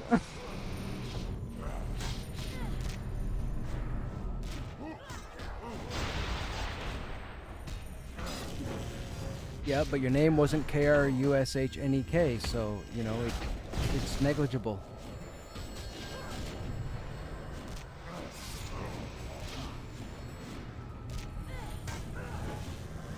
It is so surprising to me. Yeah, it is.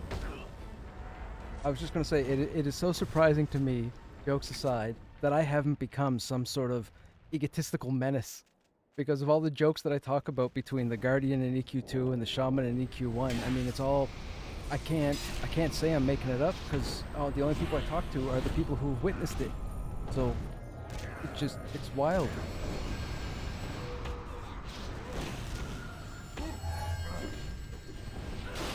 I mean, really, Darkpaw should be paying me for all the information and stuff I've been spitting over the past month in this game. Truth be told, I'm like the only person doing it. Like, there's a number of people that are streaming the game, but as far as streamers who would have the knowledge, I'm like the only one. And that's not ego, that's just facts. A lot of the people streaming this game are new to the game, or relatively new to the game, which is cool to see, because when the server first launched, I jumped into half a dozen different streams, and I would jump out if a person was already playing it. But if a person was new to the game, I'd jump in and watch for an hour or 2 or 3 hours just to see how they were liking it.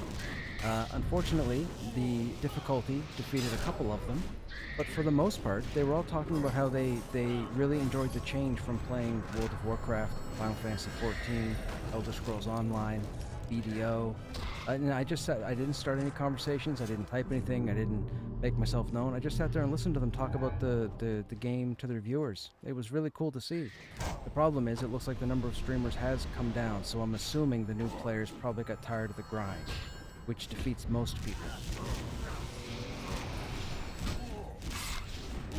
This game is more social than EQ1 is. EQ1, you can send out an invite to a guild, or you can send out and ask for a guild invite, get a guild invite, and then never say another word for the next 10 years. In EQ2, you can't do that. If you don't say anything or type anything, you're not going to get anywhere in this game. You need to have social, like, it's mandatory. It's like, it's what would be considered the golden rule of EQ2, is to be active.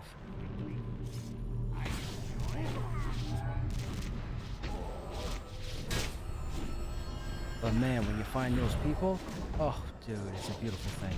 You guys, man, so we're in what would be considered Plane of Fear in EQ1, the Temple of Khazad-Thul. And it's a level 40 zone. You can level from 35 to 50, I would say, 50 being the end game in Classic. Most groups tend to not last very long in this dungeon because there's a lot of trash. They fight over names. Players, unfortunately, are more WoWified players than EQ players. Not so much an ego game, but it seems like it's, oh, this is how the game plays. Well, this is a bit too much for me, so I don't want to play this. Then you get the typical people who jump into a group, and 15 minutes later, they say they have to go, or 20 minutes later they have to go, or they're only here to level, and then once they level, they come up with some excuse they have to leave. That still exists 20 years later. But man, if you look at like my VOD from last night, or my stream from last night, and the night before, I put together 2 groups, man, that just, I just melted stuff for like hours, and it was beautiful. I made almost 2 levels. What's today? Tuesday? It would have been Sunday, I think it was Sunday or Saturday. I got in a group for like 7 hours, and it was just non-stop running. It was beautiful. It wasn't a guild group, it was just random players. But what I do is, because of the knowledge that I have of this game, I look for particular classes. I look for particular builds. I look for... I'll go into a zone, and I won't be in a group, but I'll watch other people and how they play. Like, I'll watch a scout, and I'll watch how a scout moves. And if I understand that a scout is utilizing all their skills by knowing when to flank, when to attack from the back, when to get up front, I'll be like, huh, I'll take that person's name down, and I'll write that name down. And then, sometime in the future, I end up in a group with them. So I do all my research. I do all of this anal, stick-up-the-butt nonsense when it comes to putting together groups. And nobody that's been in my groups in the last 3 days can tell me otherwise, but... if anybody runs solid groups, at least in this game, it's me. Period. It's been fantastic. However, 3 days before this, man, you get some people in a group that you don't know how they found their way on the internet.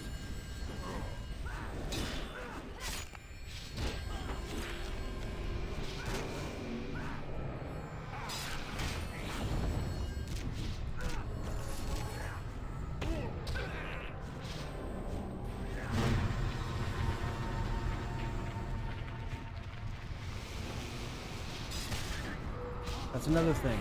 Making money is not easy in this game. That's another rule, just to give you, at least not for the time being, probably for the first 20 or 30 levels. Here's what I will tell you.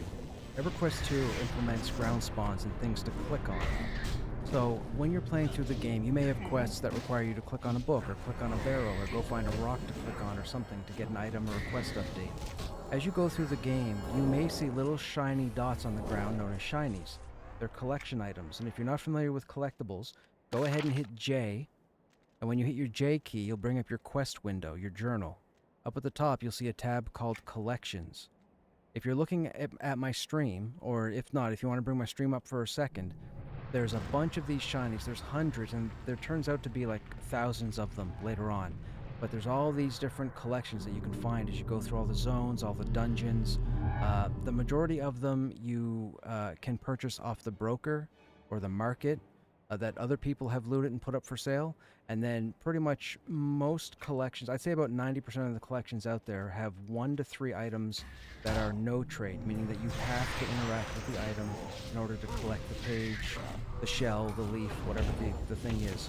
When you start out leveling, and you get to, say, level 5, level 6, once you get out of the tutorial, pay attention to the shinies on the ground, and when you get them, if you want to try and make a bit of money, hold on to them.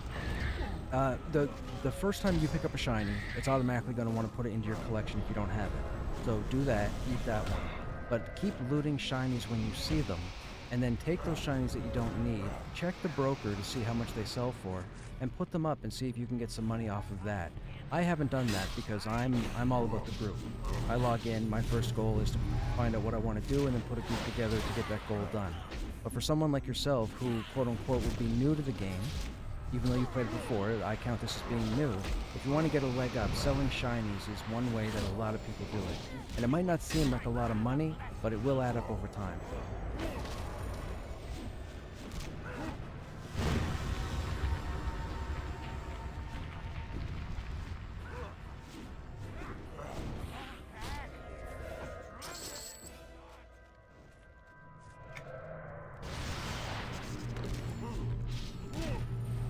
Well, I can tell you that on my Twitch channel, Twitch holds VODs for, or at least on my channel, for 14 days.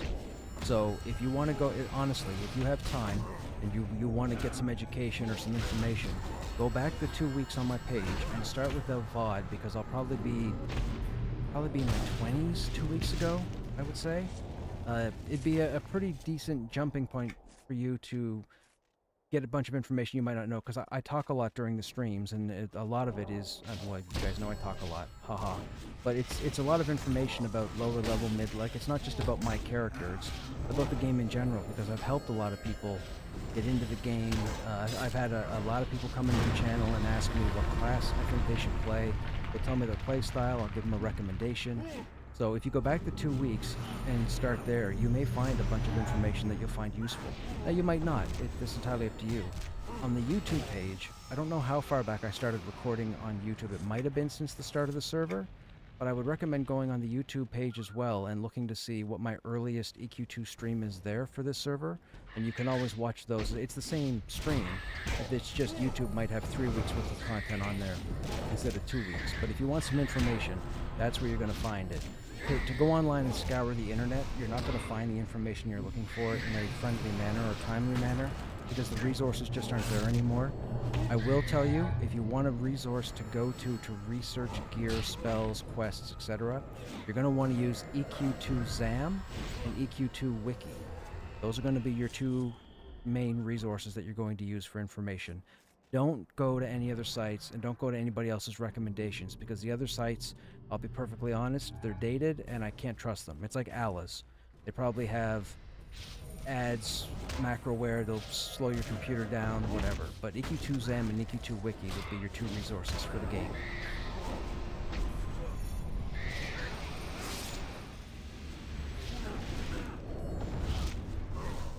I've had people ask me if I'd ever do a guide, but I can't do that. That's way too much time. I'd have to be paid to do that. I couldn't do that.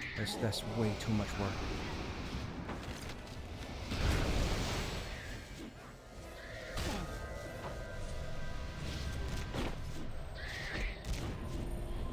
I am not Rasper. Oh, dude, Rasper's Realm? Man, there used to be another site I used to use. Yeah, that's memories. I haven't been to Rasper's Realm in I don't know how long.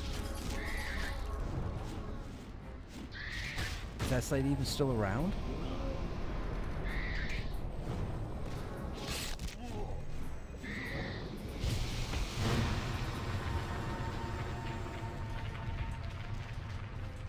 Yeah, I haven't been to Raspberry. That's a memory that I didn't think I'd ever bring up again or come up against again.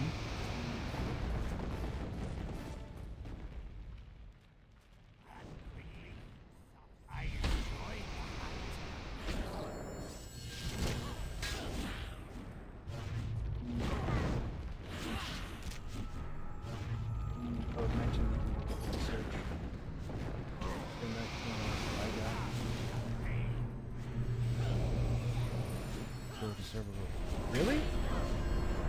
It's the first I've heard about it. Famous Kingdom of Sky Guide. One of my viewers is saying something else you could look up would be. So there's a guidebook company called Prima or Prima. Are you familiar with them? The Prima guides. So apparently, yeah. Apparently it's a free resource. It's Prima Kingdom of Sky Guide, and apparently that's got a lot of information about the Origins server specifically. So that could be something you might want to look up as well. Thanks for that, man.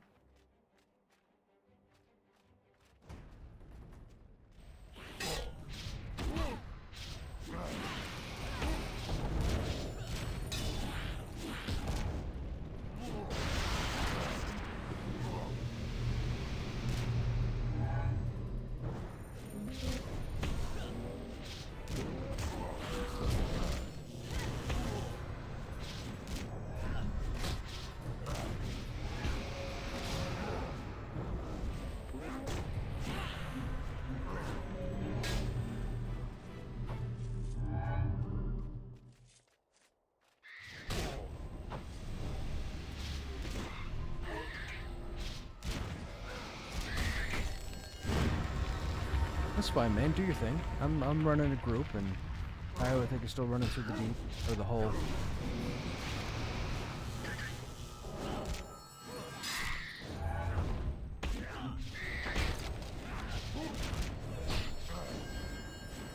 Ah, boo. Were you after Kern?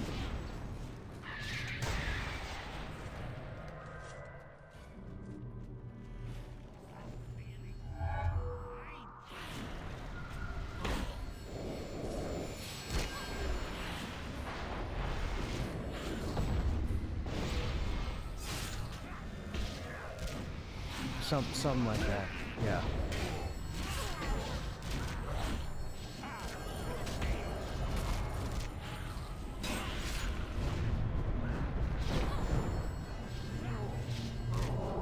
That's a game I thought about. So I follow, I watch a few streams of some people who don't necessarily play that game, they play other games, but they do jump into the seasons anytime there's a new season.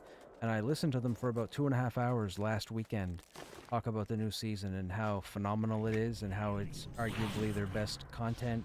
And I listened to all the details, I'm like, man, that kind of makes me want to jump back into that. Because I played that back in I think season 5 and season 10, I think I played. But I haven't played since.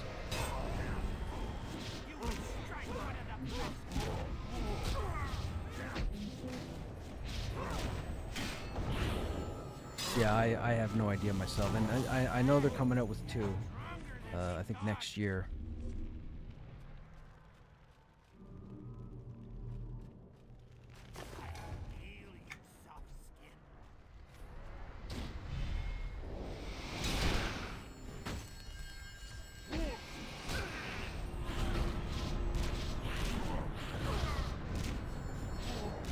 What route are you going?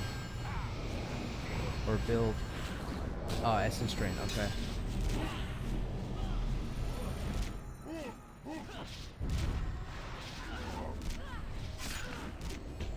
Oh, and the list that the server's based? Okay.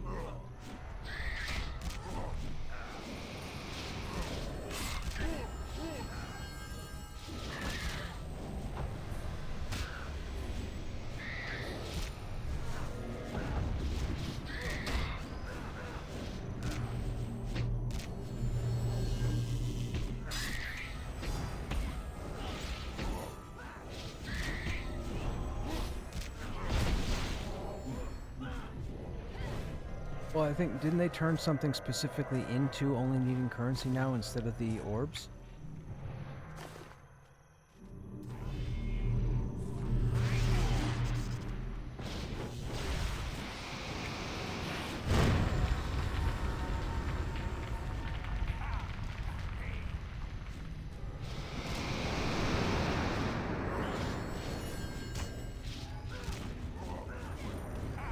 Ah, gotcha.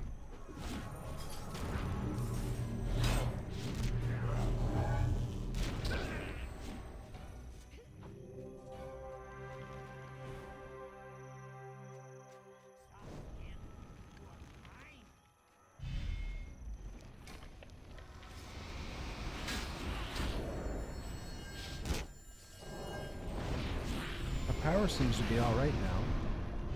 We don't have half the group going out of power.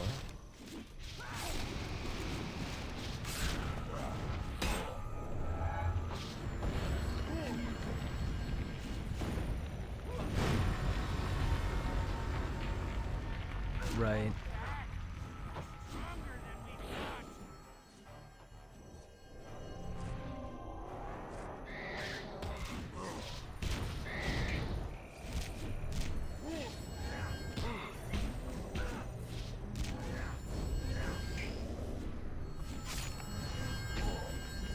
Will be upgradable soon. Okay, gotcha.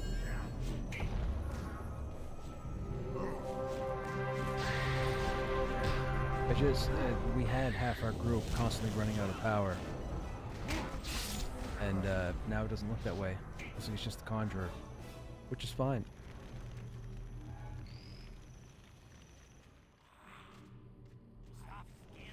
Or Conjurer? Is it the Wizard? The Warlock. Sorry, Warlock, my bad.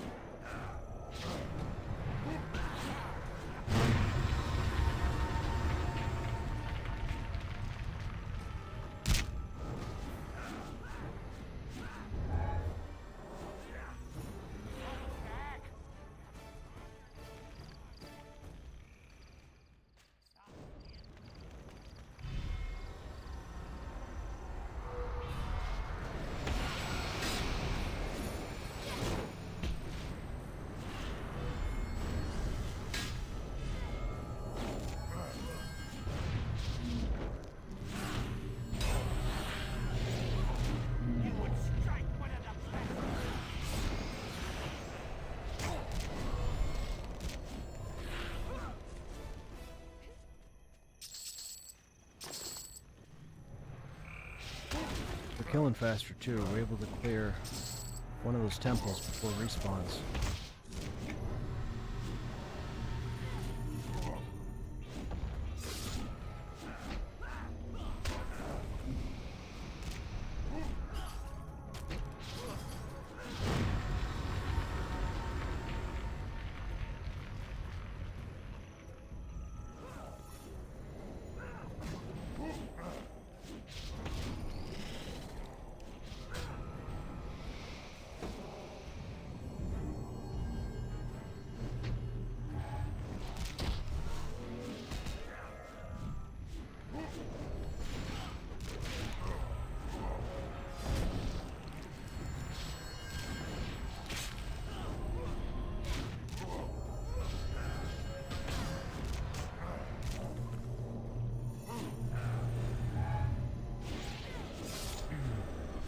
Excuse me.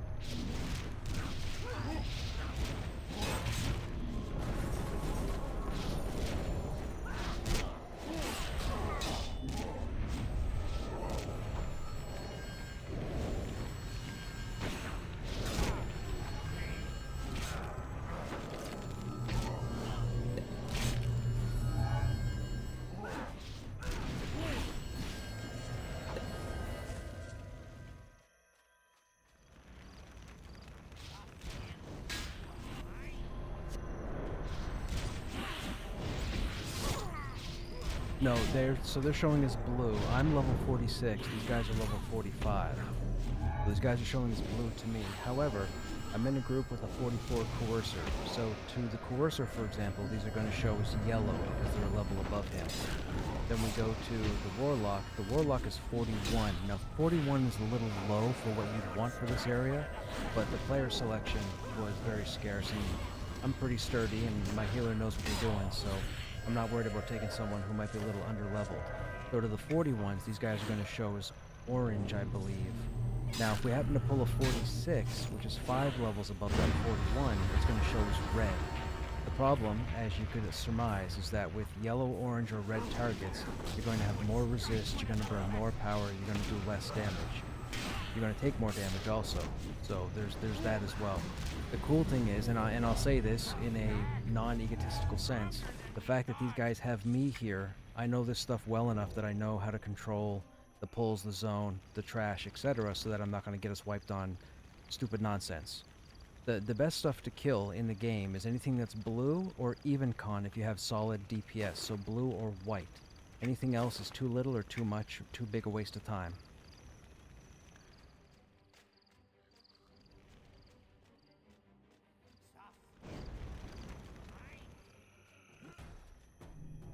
And just like EQ1, body pulling is a thing, and it's vitally important.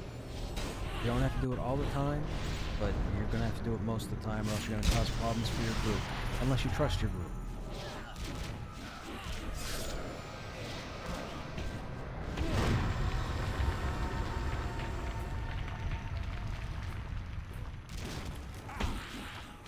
And radius is a thing. So, as you guys know, if you run past certain EQ content, you can step just outside their aggro radius, they won't aggro you, but if you step inside their aggro radius, they'll aggro you. EQ2 does the same thing as well. The thing is, everything has different aggro circles, even spells. So for example, a conjurer has a skill called Earthquake. And Earthquake is a real pain in the ass, because Earthquake has like 100-meter radius around. It's like one of the largest AoE spells, and the problem with this is, as you can imagine, if you're indoors or dealing with hallways, passageways, what have you, Earthquake can pull from 2 or 3 paths over without you even realizing what's happening, until instead of 2 or 3 mobs, you've got 8 or 9 mobs. So that can be a thing as well. But again, that comes with learning and practice and experience on how the zone works, how all the different skills work for all the different classes. And like I said, it sounds like a lot of work. This game is a lot of work, and the reason why it's not popular is because people don't want to put that work in. But when you put that work in, this game is a glorious, I mean, it's coming from me. It's phenomenal.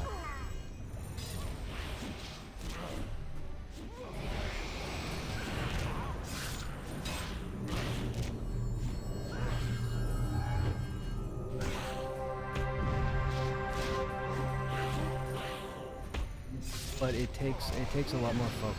It's not WoW, it's not Final Fantasy, it's not ESO, it's not Guild Wars, it's not BDO, it's none of it's its own unique thing.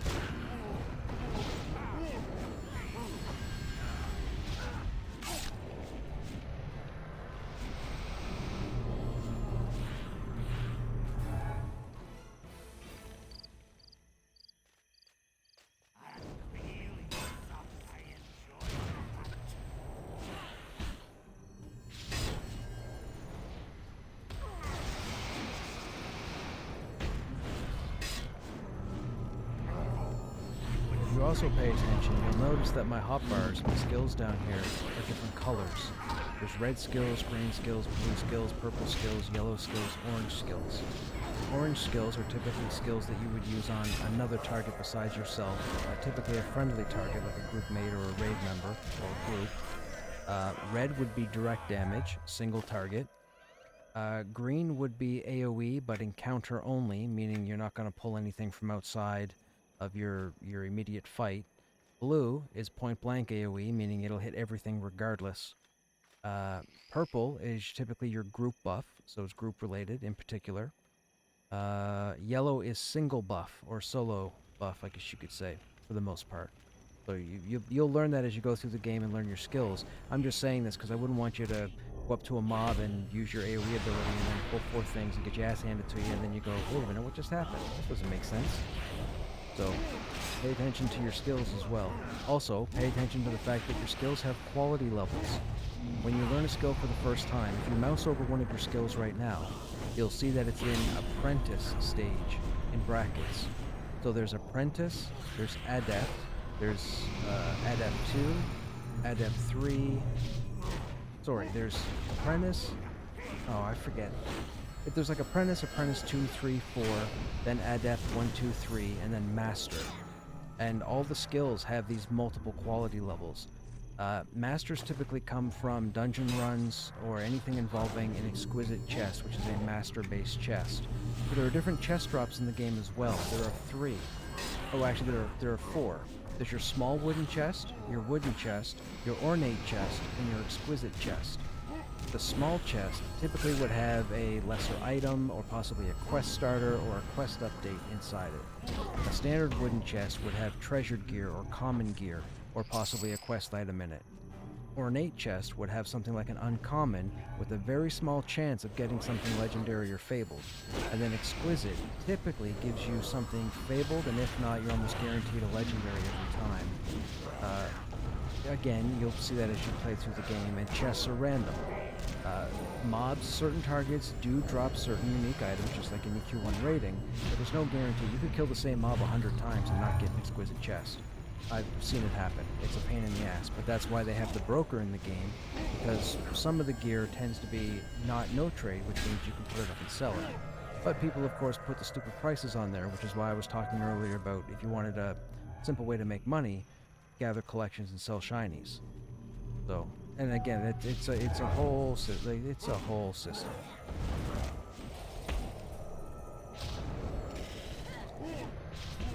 There's a lot to it. I can't stress it enough. It is not... EQII is phenomenal. You guys know it's phenomenal. I've been raiding or playing EQII for freak's sakes for 8 years.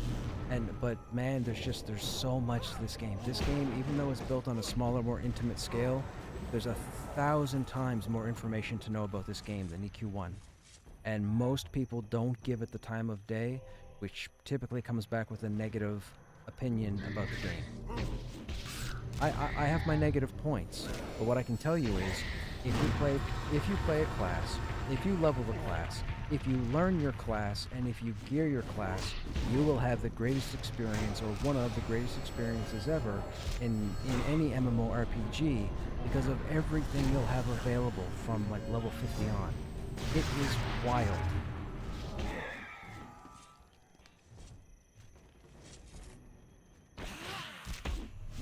And for someone like myself, there's even a Barbie mode. If you hit C to bring up your character sheet, you'll see a series of panels on the left-hand side. The first one is equipment, which shows the gear that you have on, but the second one down says appearance. If you click on that, anything you socket in those slots is what everybody sees in game. So I'm going to go ahead and store a bunch of gear that all has unique appearances, and then I'm going to be able to build loadouts and appearance things so that I'll still have my dungeon gear on for the stats, but people will see me looking like something completely different. That's cool too. That's why I'm a guardian right now swinging a whip as a weapon. That's not my weapon. My weapon is actually an axe that I'm using. But I have this whip in my appearance slot because almost nobody has this whip because of where it drops, but I managed to get it while I was leveling up, and I said, you know what? I'm going to be unique. I'm going to set myself apart by putting this whip on. Now, there will be future whips that come into the game, but for the most part, I haven't seen any tanks using a whip. So, that's the uniqueness.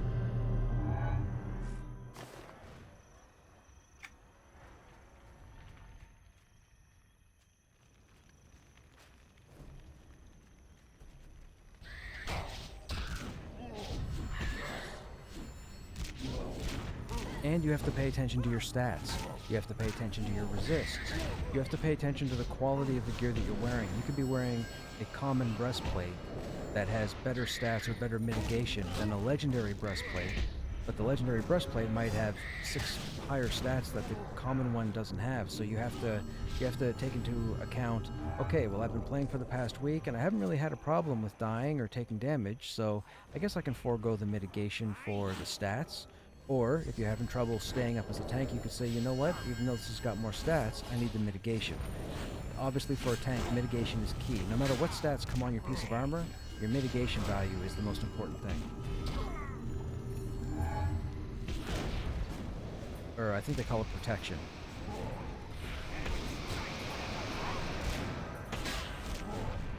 Protection, right? No, it's mitigation. Yeah, I was right. It's mitigation. What temple did I clear first? We just cleared that one, right? So this one's due to respawn. Oh yeah, there we go. Run quickly. I enjoy the hunt.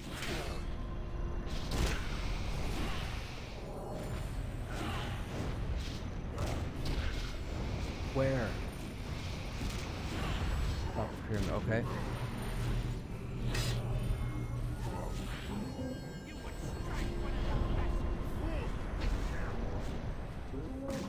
We're doing all right on health. You want to go ahead and tag him and I'll pick him up, Beck?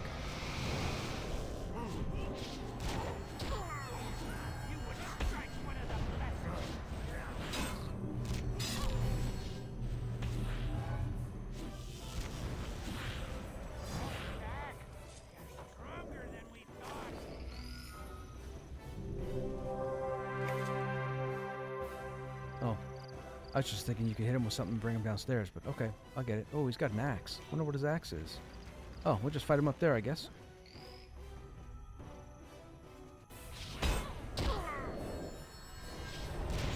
So we've been clearing these small temples here in the zone. This is a name that spawns on top of this one, or has a chance to. Names typically always come with ads. Well, mostly come with ads. So we got the named and we got the 2 ads on the side. We're not too concerned about the ads. I can tank those no problem. It's the named we want dead first. And you'll see here in a second that he's guaranteed to drop a chest. It's just a matter of... it won't be a small wooden chest, but it could be a wooden, an ornate, or an exquisite.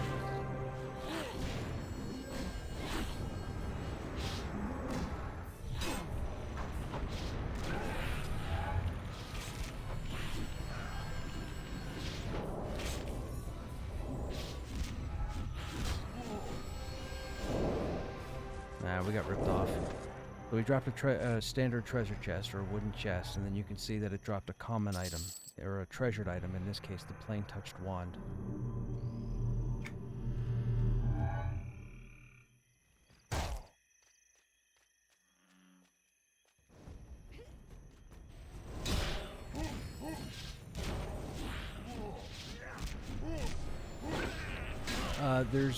Well, so if you level a character up and you have a character, so soloing is very difficult in this game right now, period. For the next couple of expansions, soloing is really difficult. They have to bring in the AA system in order for soloing to become more viable.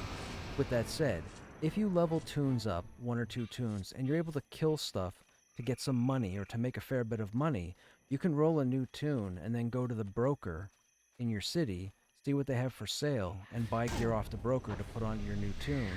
Or you can take your main and still go out and kill certain targets in the hopes of getting the gear that you're looking for that's tradable. EQ2 also has a shared bank system. You have, I think, 8 slots for shared banks. You can put bags in 8 different slots in this game for shared bank.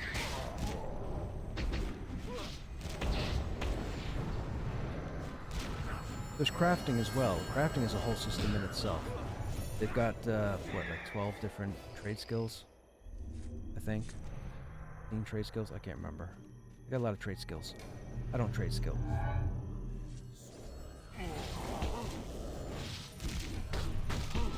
And that makes weapons, armor, furniture, consumables, jewelry, spells, skills, whatever.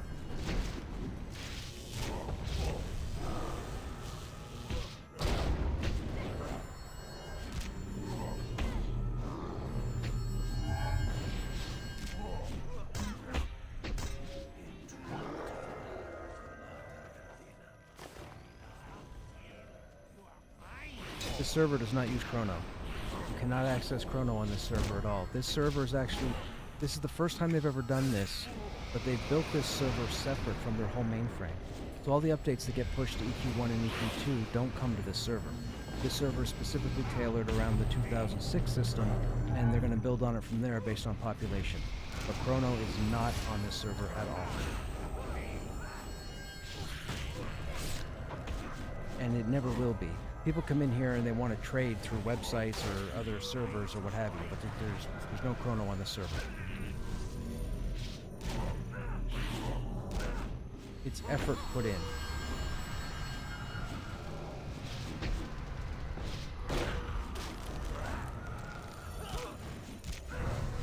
But they won't be able to use it on this server.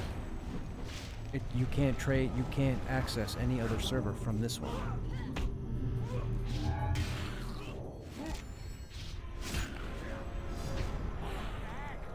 Right.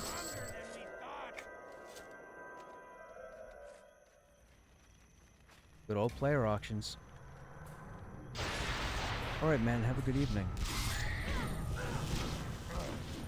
Back in the day, my time invested in a cleric netted me about 1,800 American dollars. That was when I was younger. That's going back to 2005, 2006. That was pretty cool. I had a ranger for time invested from somebody else, and I didn't play a ranger, so my time was worth, I think, 900 and some odd USD back then as well. And my time was valuable on, I think, 4 different occasions.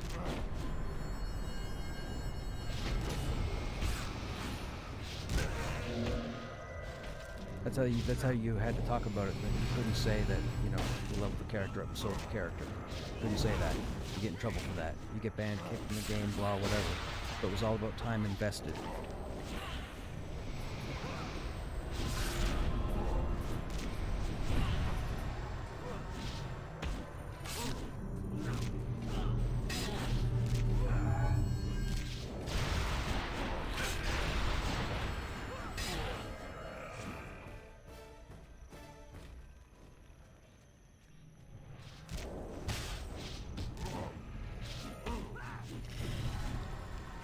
Oh, hey, Duraz. Sorry, I didn't see you typing there.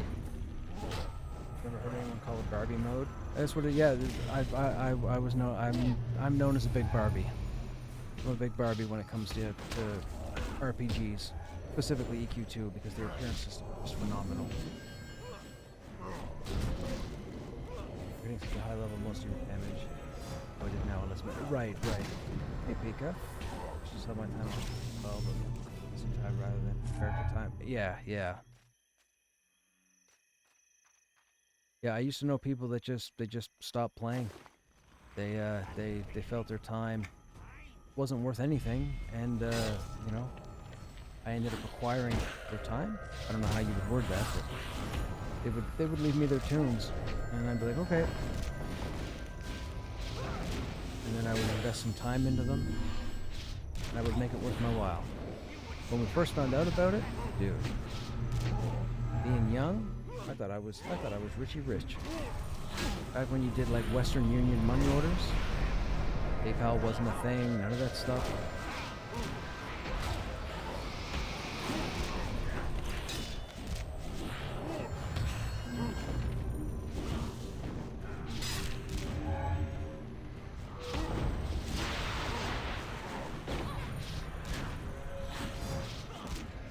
Okay, man.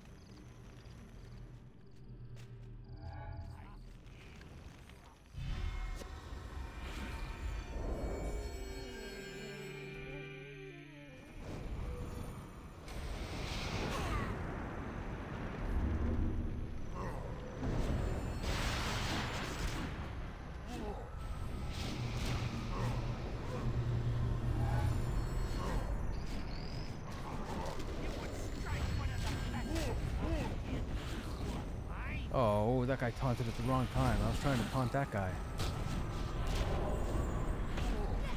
If you can mez that water mezzing that water would be nice. That water's gonna start healing. I don't know if somebody's got it dotted. I taunted it.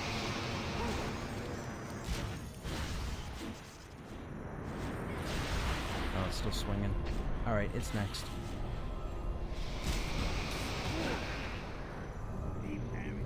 Don't worry about the two hitting me. Let them keep hitting me.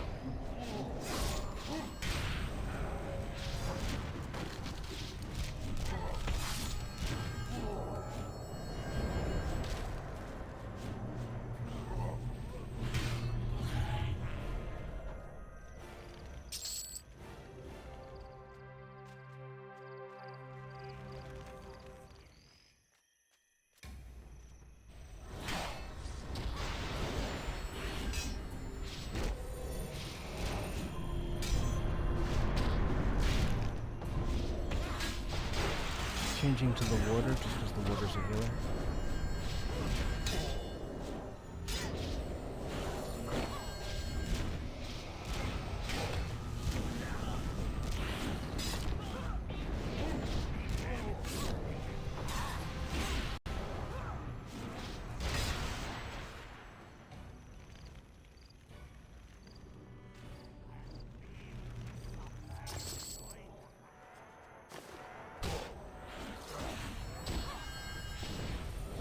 Oh, I didn't know the loot window screws up my mouse scrolling.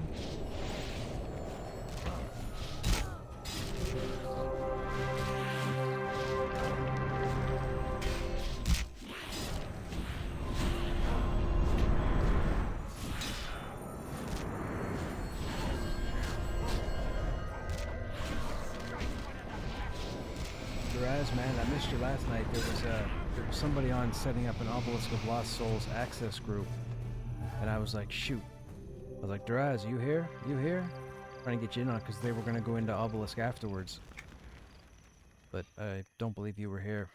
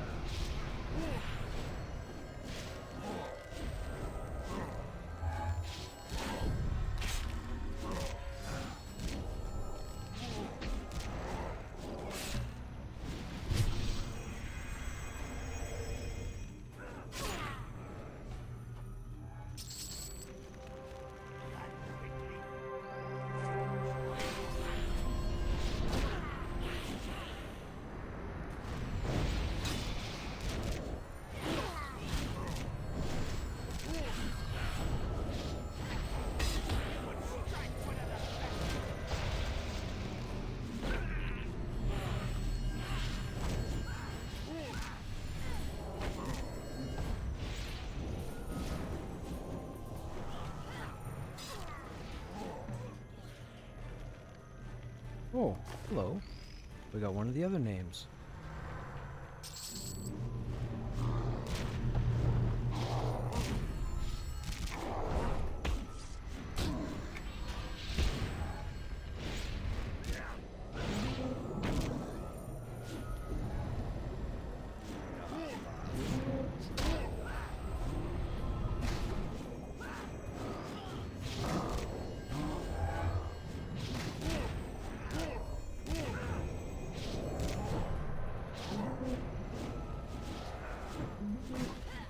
Oh, bugger. Another trash chest. What? Baloney.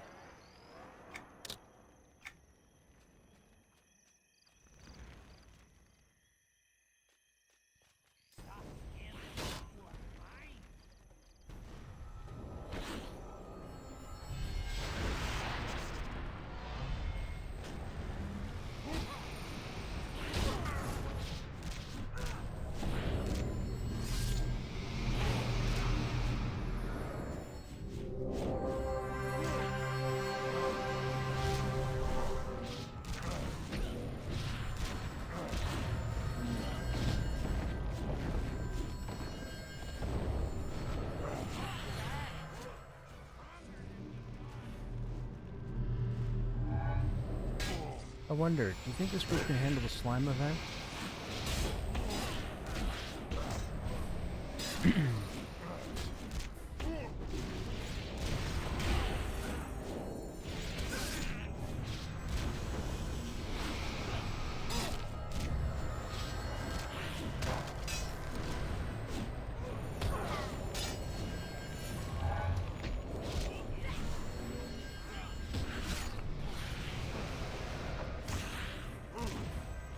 Yeah, I was kind of thinking the same thing.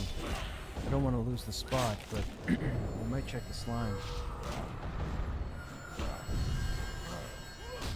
Looks like one of the groups left. Only 2 groups in here. And I believe the other group is inside the temple.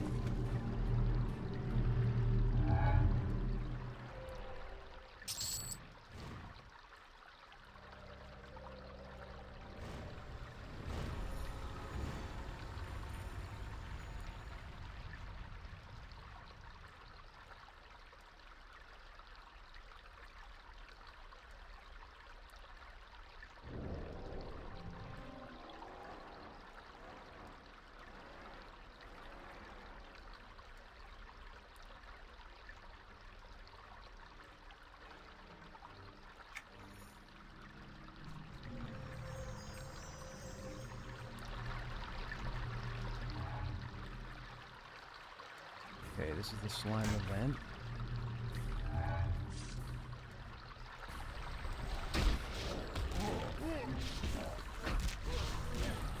So we're going to kill this slime, and then about 30 seconds to a minute afterwards, it's going to spawn ads, and then we're going to kill that, and then it's going to spawn ads, and then we're going to kill those.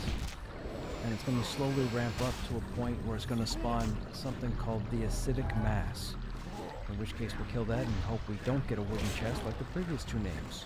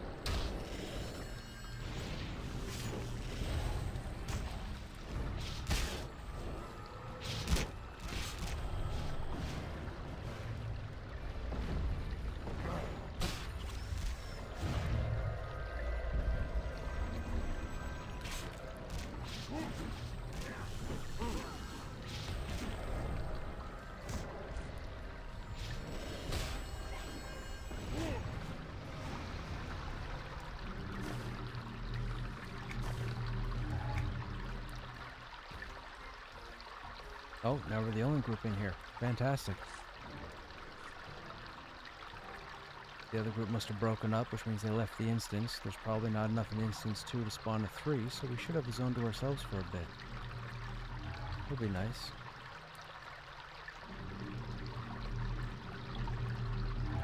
Now that I've said it, I probably spoke it into existence.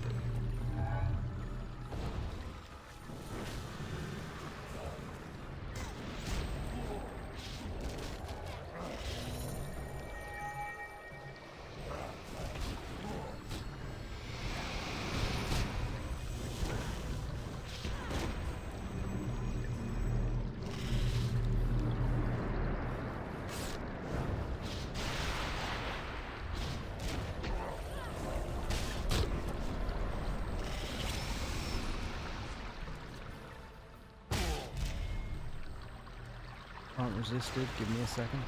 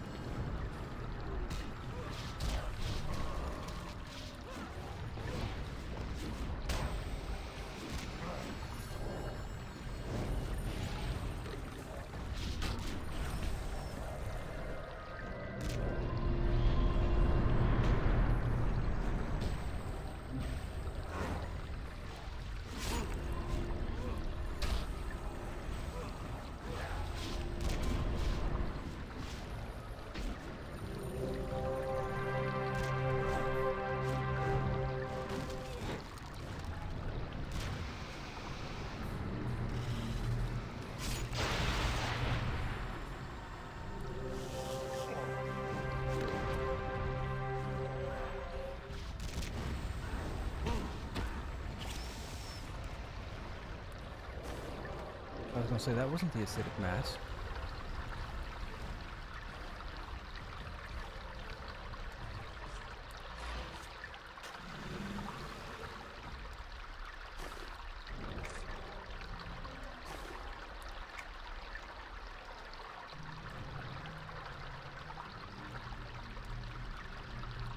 Please tell me there isn't a fail condition.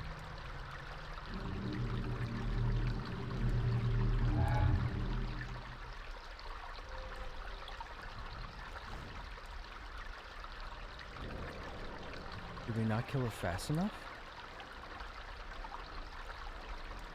Oh, there he is. The chest was making me panic.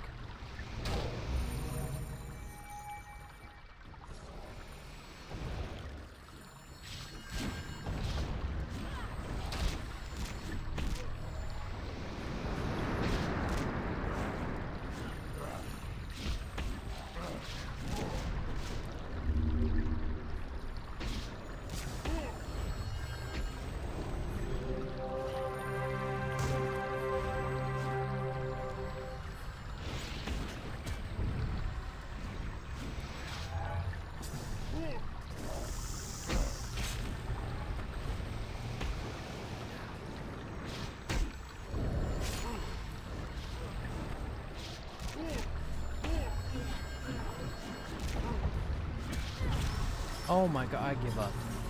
I give up. I give up. What is with the garbage loot tonight?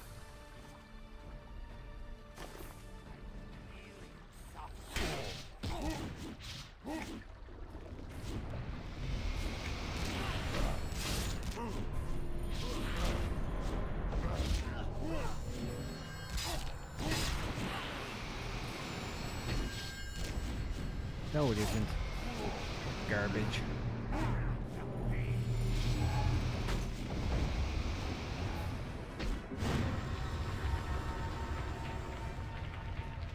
Go do the serrated bone dirk.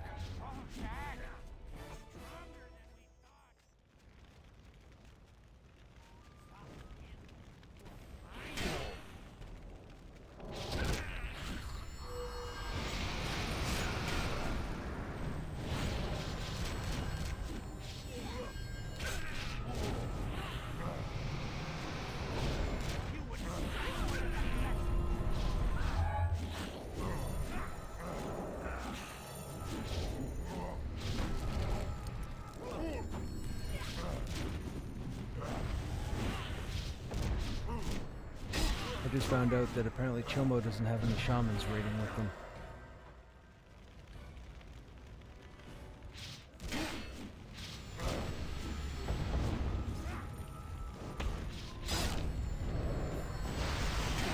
Or they don't have any regular shamans, apparently. I mean, they definitely don't have a Krushnek.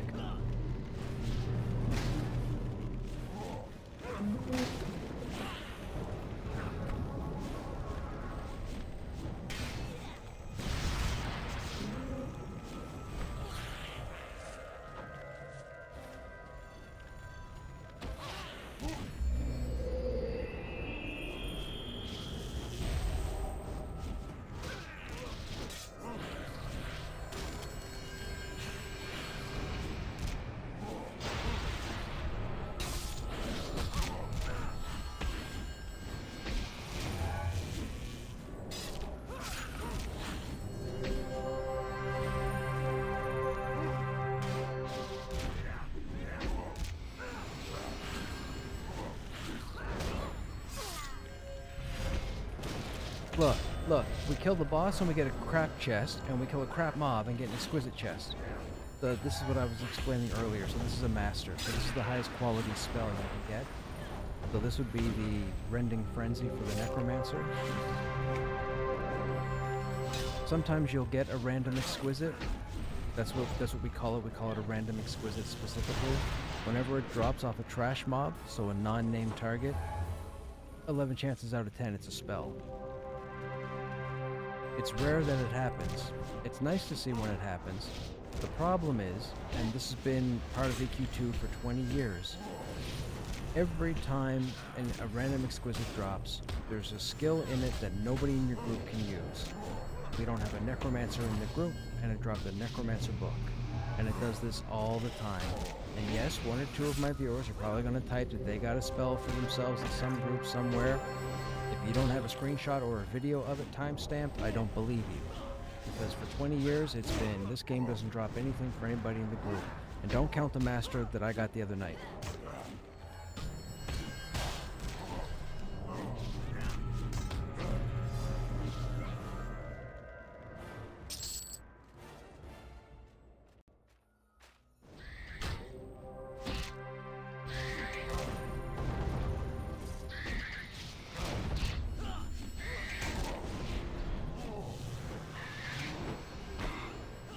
I mean, you didn't have to pull it right away. It's not going anywhere, so we have the zone to ourselves.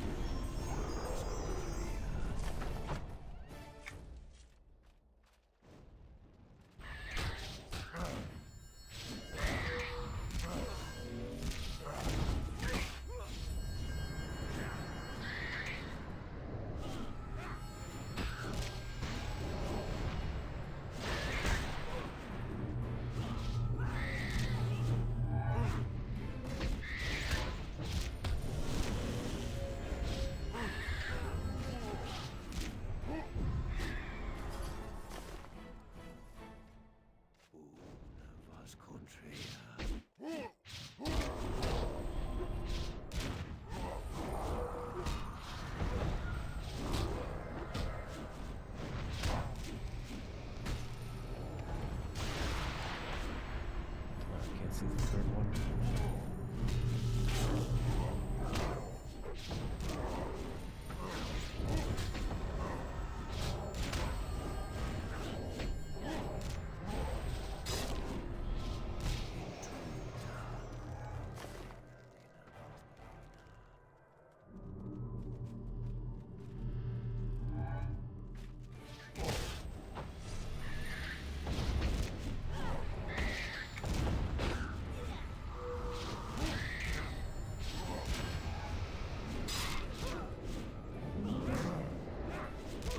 Oh, wait a minute. Don't we have to do the trial tonight?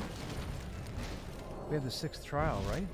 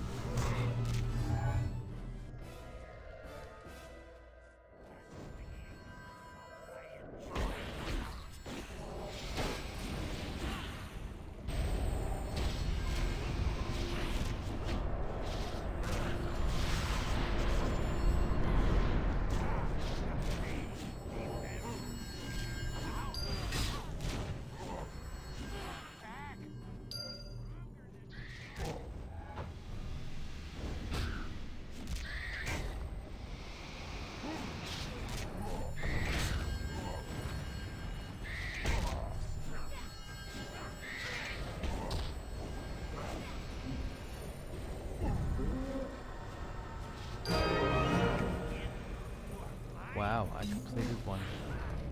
Amazing.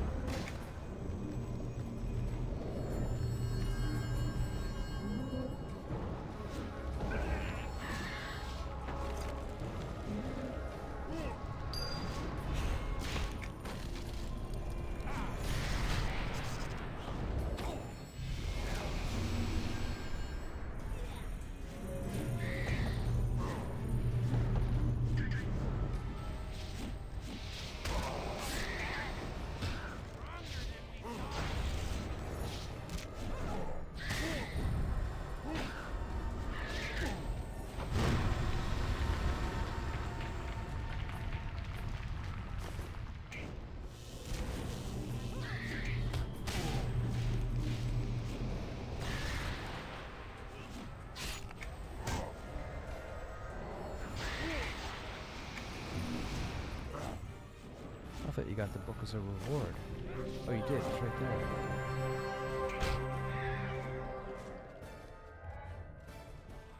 Run quickly. I enjoy the hunt.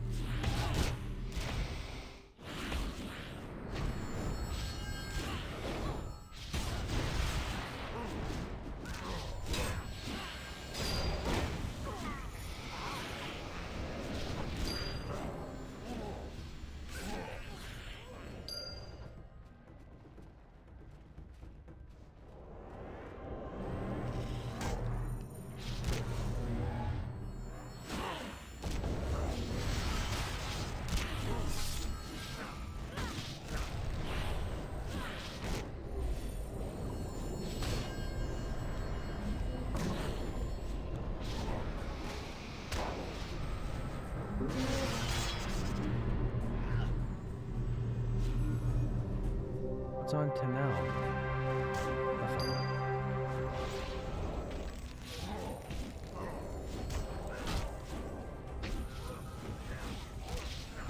Must have been that mob before Vec got aggro.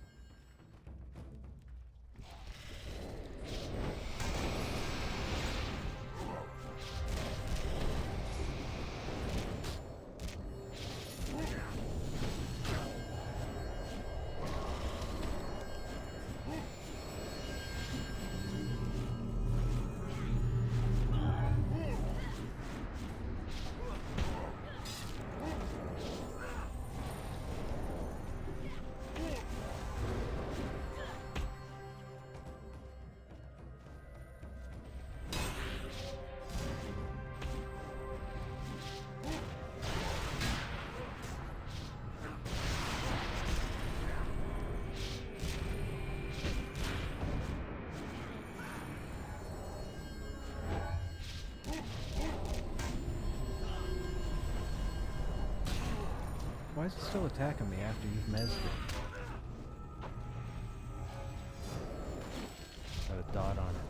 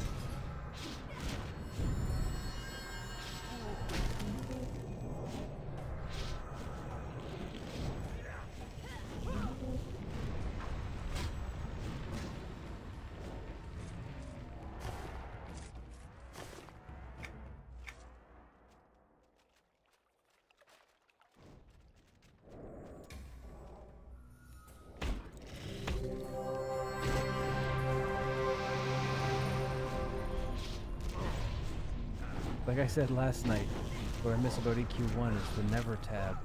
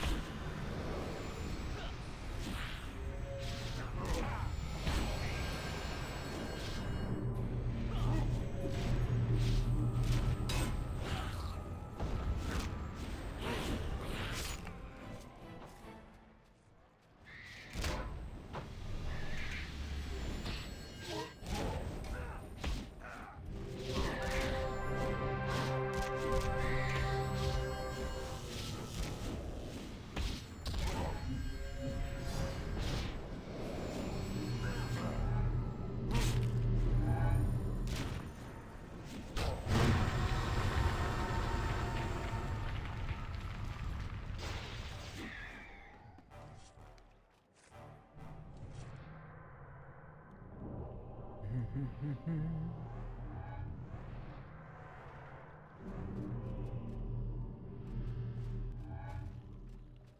quickly.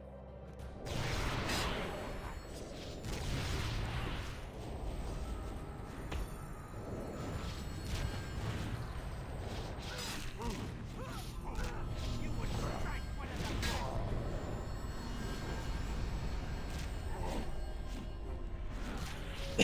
Excuse me. I feel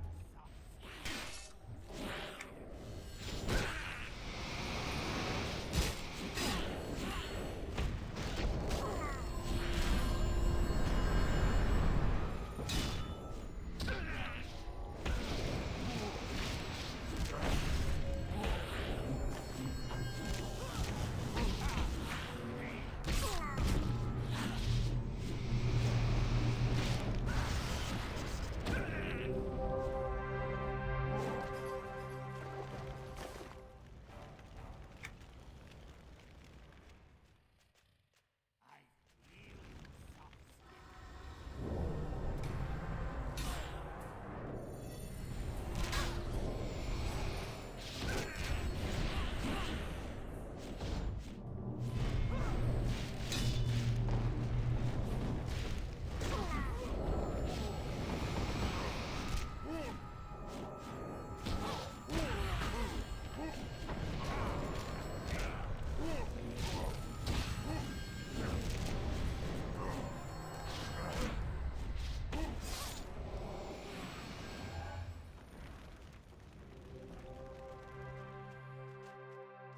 Run quickly.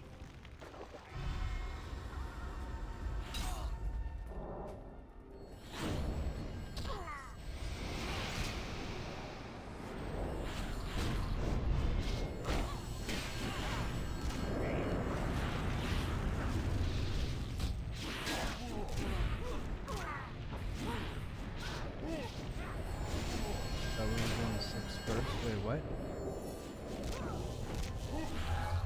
Thought we were doing 6 first. What's what first?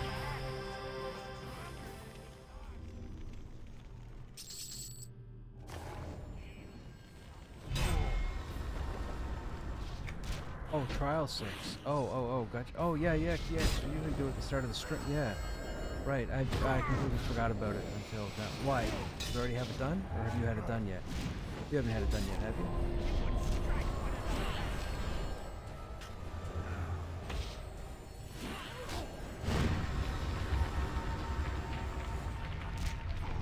You would strike one of the blessed hands. Stronger than we thought.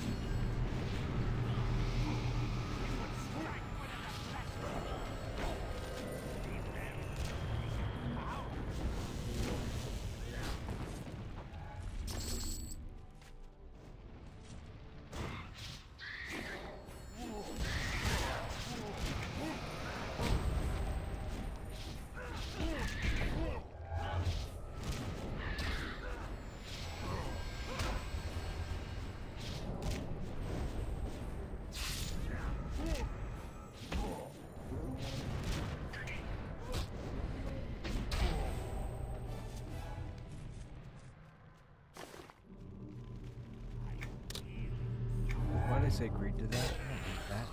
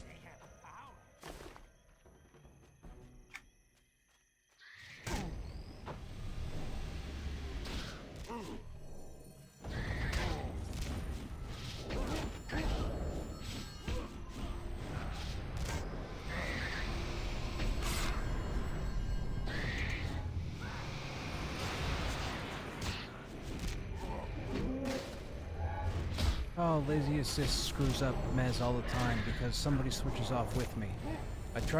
Every time I try to taunt this guy, because if I taunt, that can get him Mez'd. But because of lazy assist, every time I switch off to try and taunt them, somebody ends up casting a spell that dots him. Every time. Man, they gotta get rid of lazy assist. I used to like it, but I don't like it anymore.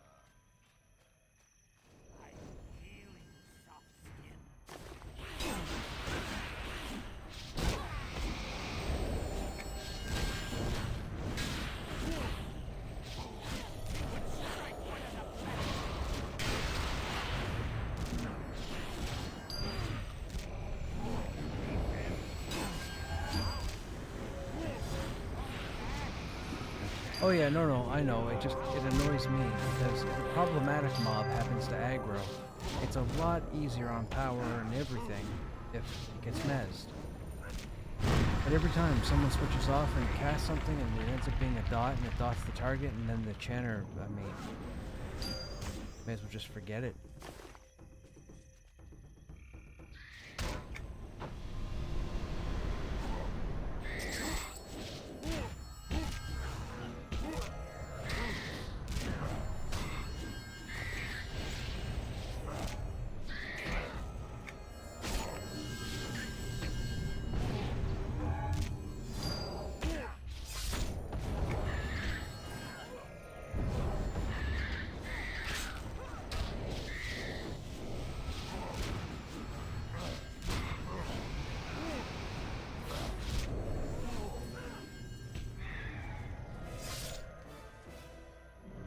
Wait, which way am I going? Oh, yeah, we're going this way.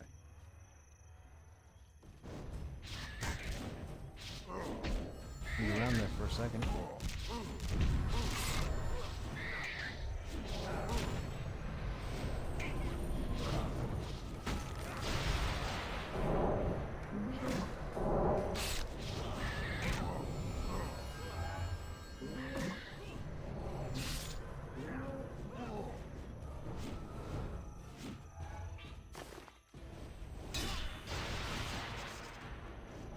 There, I did that one. Might be able to taunt that, or mez that herald. Not that you need to. Nobody should be on it. Of course somebody's on it. Dude, I targeted him before he even engaged the first one.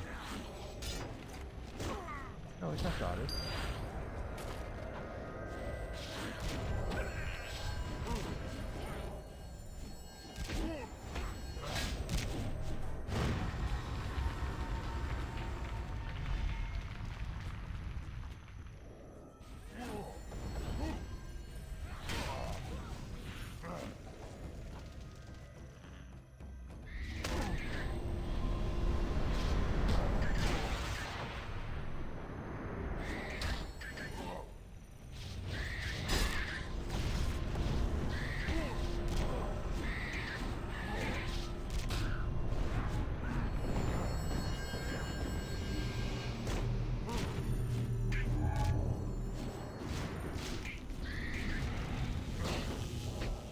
someone needed heralds. Alright, hang on a second. Guys, right here.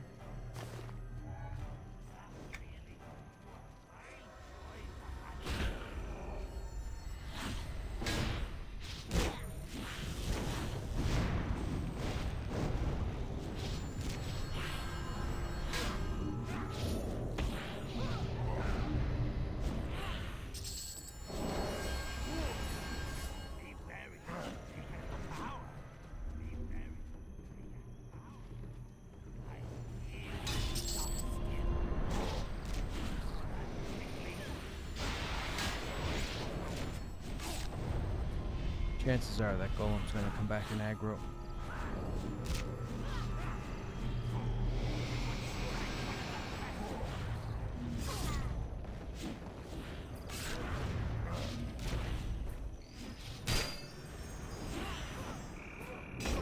Oh, never mind. It's taking a long way around.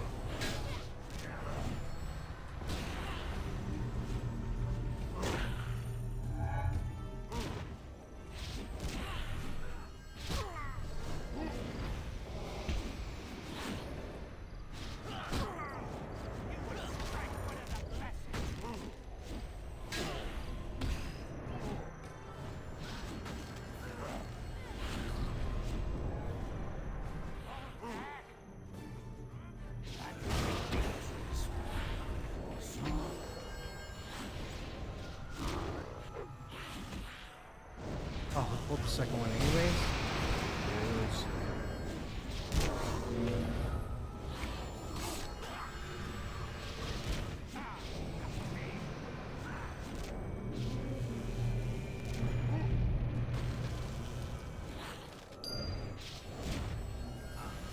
How's that guy not on me? What is happening? We're targeting different targets. I need to be on the right target.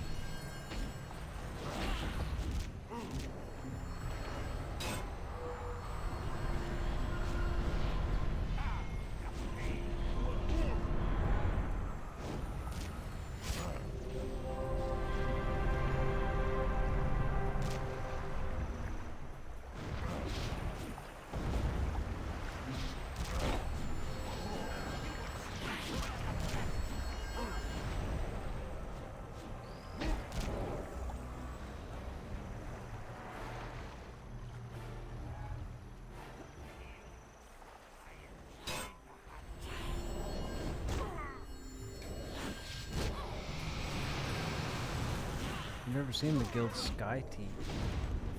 What's that about? Strike one of the best. Sky Team. I wonder, could that be a box group maybe? Maybe they're getting close to the evening and they bring in new tunes. They're out here looking for group. They haven't looked for group all evening and nobody else has zoned in the last hour.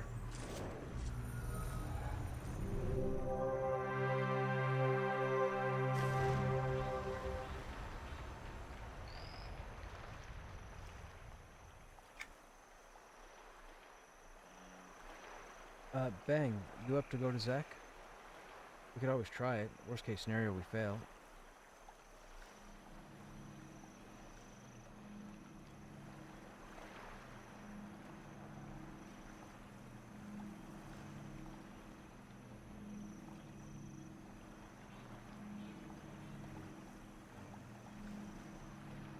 I'm extremely quiet now.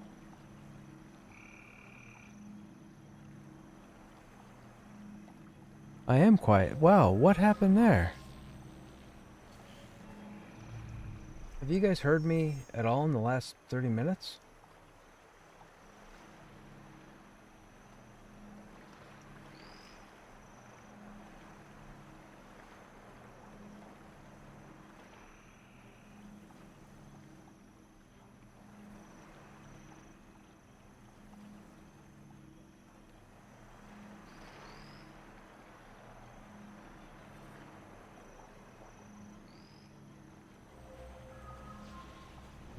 Whoops. Forgot about that. I've heard you fine except when the Applebee's commercials were playing. Well, hey, look. If you sub to the channel, you dodge the ads altogether. So there you go. I mean, I would hate to say you could stop coming to the channel and then you won't get any ads, but I wouldn't want that. So I would say if you sub to the channel, I mean, if you got an Amazon Prime subscription, you've got your Prime Gaming, use that in the channel, no more ads. Sorry, Bang. I was wondering if you wanted to go to Zek and try the trial. I can put something out in level chat too to see if there's anybody else out there that needs it.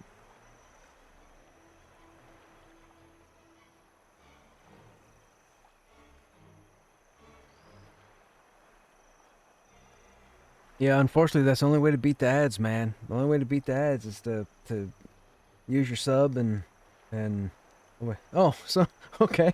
Thanks, man, for using your Prime Gaming on the channel. You helped me out, but you also dodged the ads now. There you go.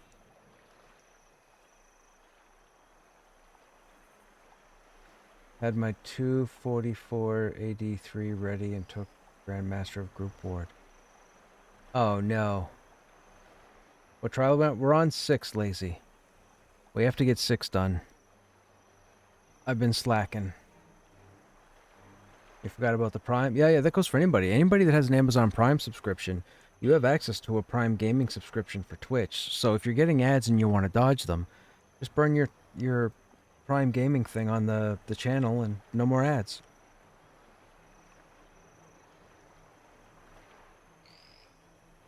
How does that... I don't know, how does that work though, Vec? If we have it, you I think you would have to be out of the group, because if we go in, it would go in on your instance, and then we'd get the timer. We would get the lockout. I believe the only people that can go into the trial, if you're on the trial, are the people on the same step.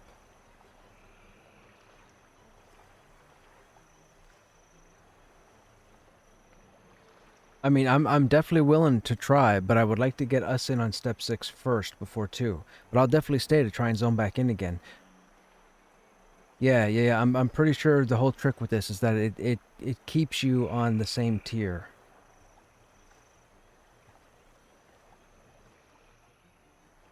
I'm gonna call out and start running over there. And I think it's faster to do it that way than it is.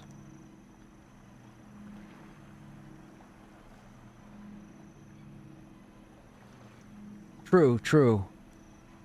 But I mean, for me, it's like everything. For me, it's everything. I need that shield.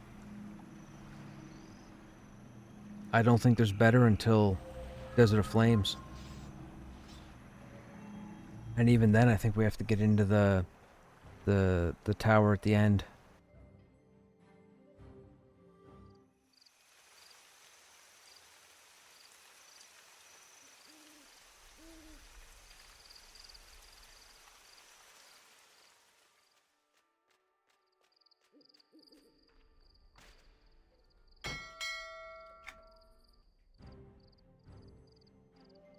What's going on, Lazy? How you doing? Have you done all your trials? I'm guessing you're not on trial 6.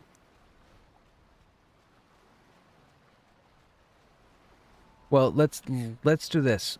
Sit tight, but let's have you drop group for now. Let Bang and I go in and see if we can get this round 6, and then we'll zone back out. We'll pick you up, and then you try and zone us in. You've done trials. Oh, you need DFC? Gotcha.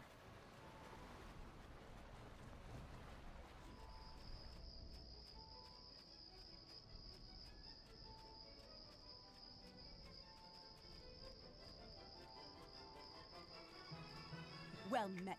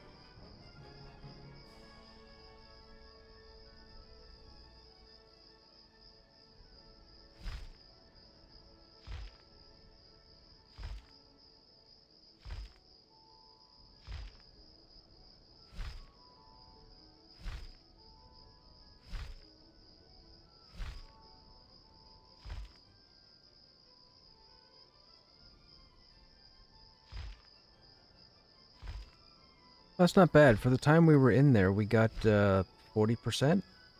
I came in with about 5. 3, 4. Yeah, 40%. We got 40%. That's not bad. For as long as it took us to put a group together and start killing.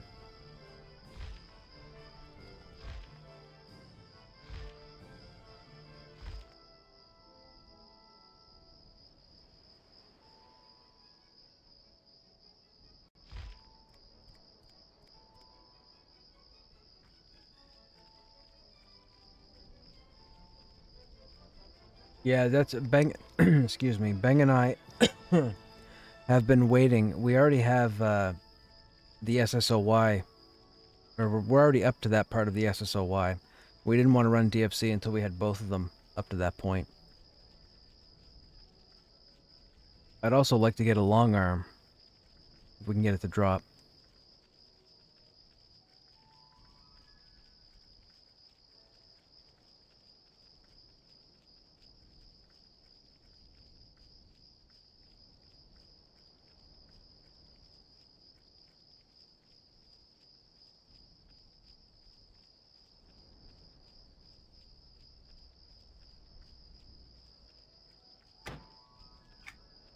Well, there's still 4 instances of thundering steps on a Tuesday night.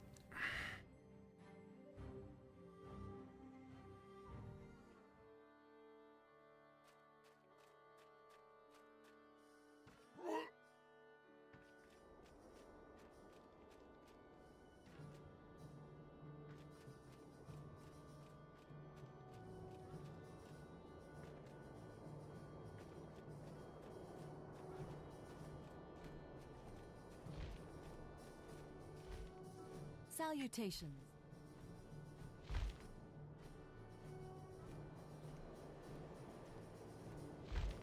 I still need to run Neck Castle and pick up the mask. I got the Ghoulbane up to that point, but I've already got the Mana Stone done.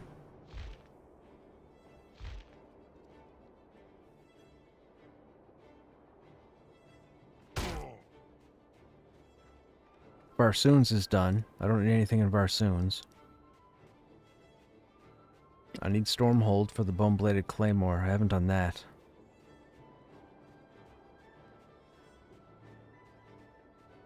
Actually, we could start that.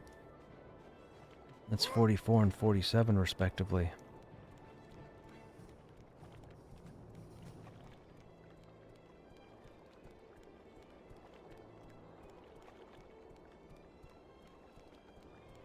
You're at the 1,000 kills? I think that's what I need. Where am I going? Where am I going?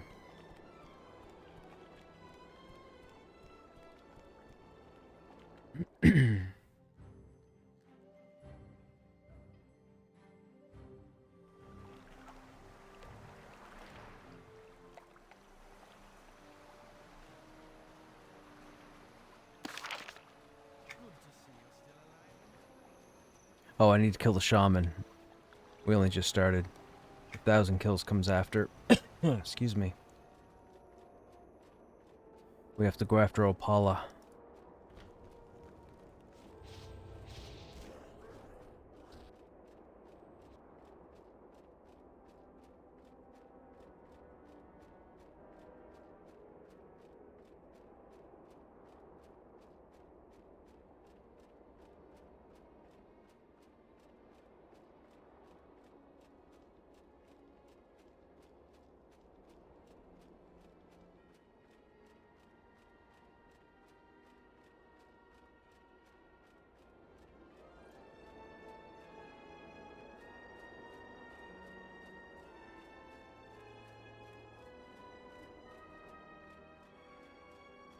Dude, you got so lucky with your spells, man. Guardian spells are not that. I don't have the money anyways.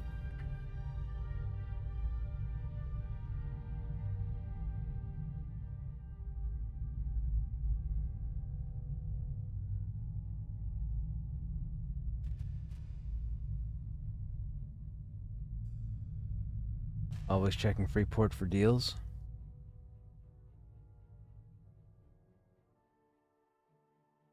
Yeah, but you've got the money.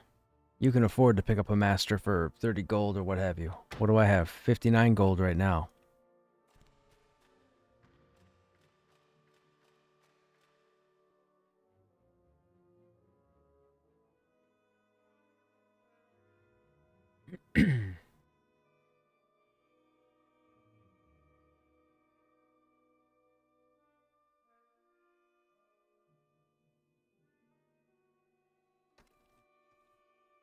I wonder if we're able to duo trial number 6.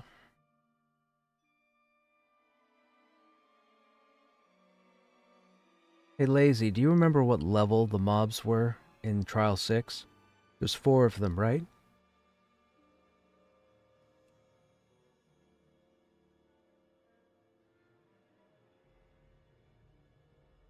Or is there only 3 of them?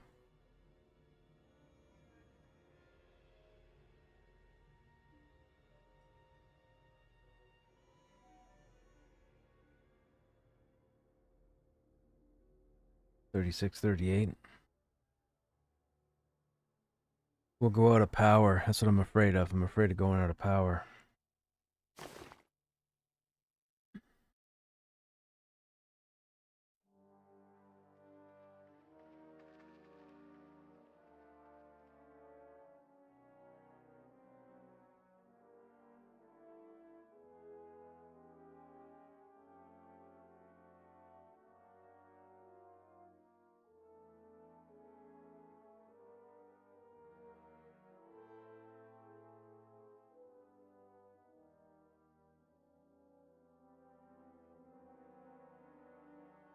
Nice resists on that for level 33.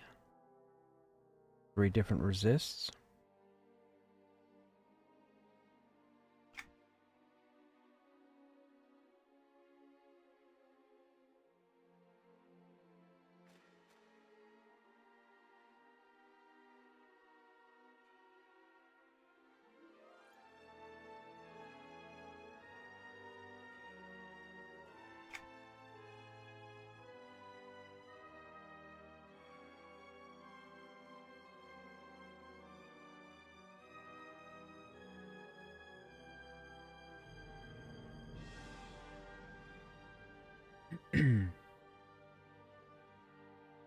We may or may not survive this. We'll have to see what happens. Same thing as last time. We'll target the weak ones first, and then... I think there's a double. I don't think there's 2 doubles.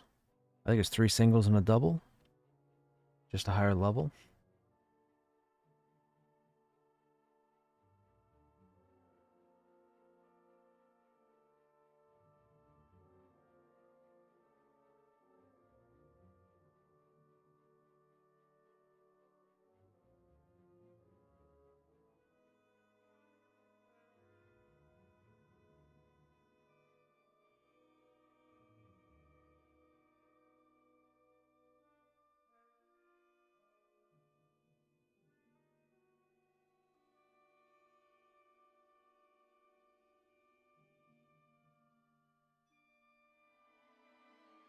Alright, here we go.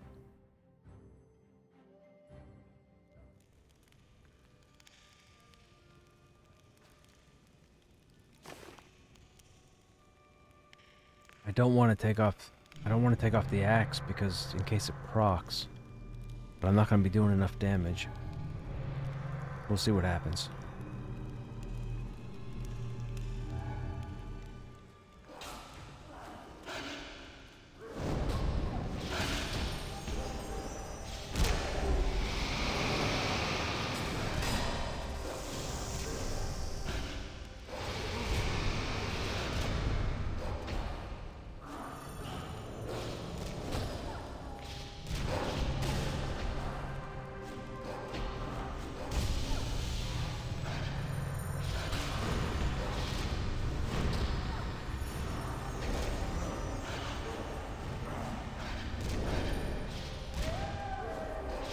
Ah, the Inquisitor's the double. That's the trick with this fight. The heals.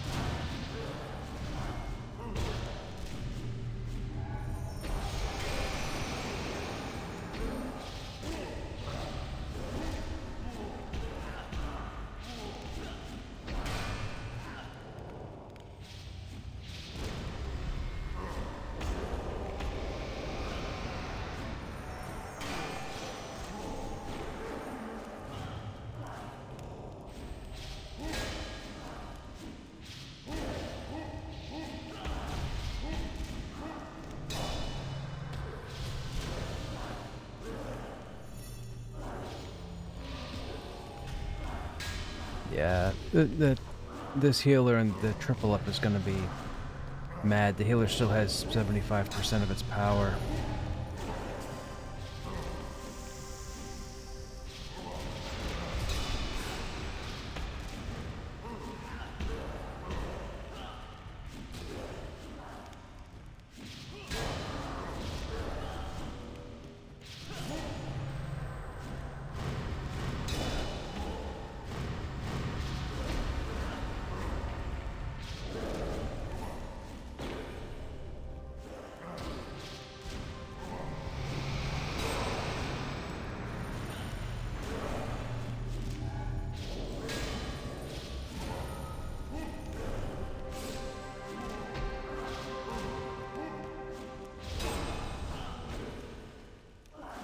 There we go.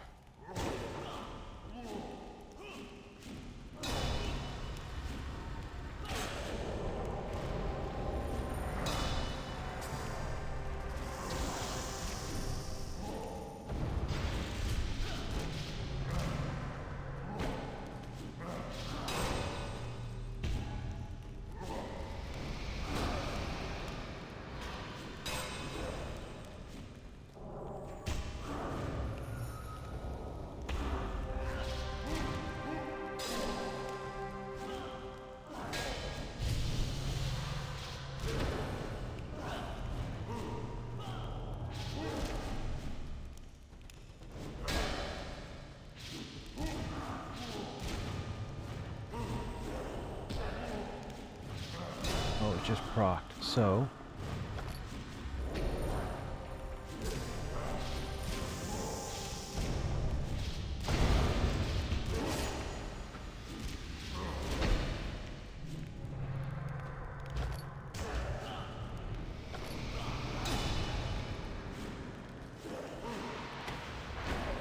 come on. This axe, the dual wield option messes up putting the shield on. It's frustrating.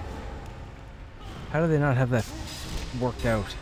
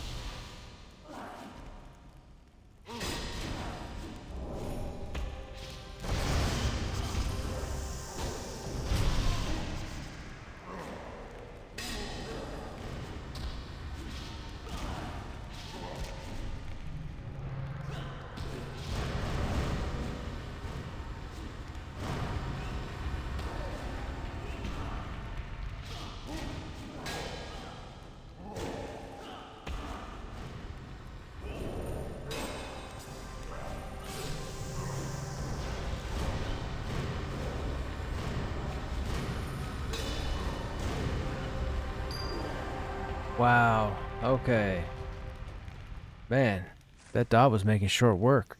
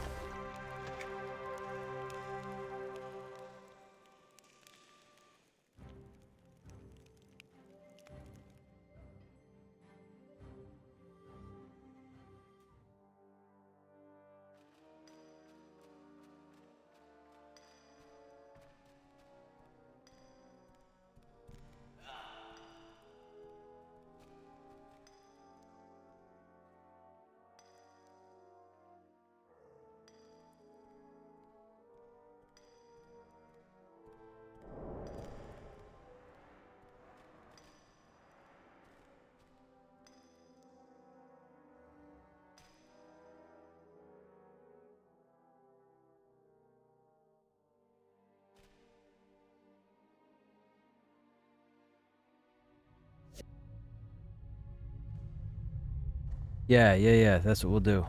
We'll turn in and then see if we can get you to zone in. Oh, I was like, wait a minute, who they aggro on?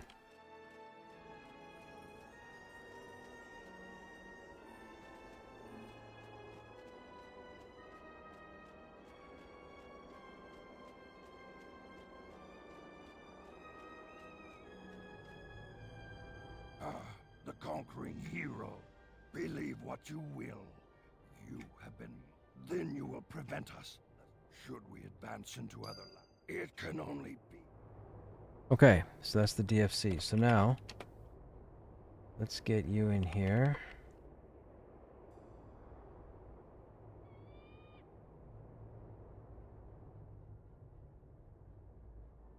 Remember, be agreeable. Say, I will do as you say, or whatever.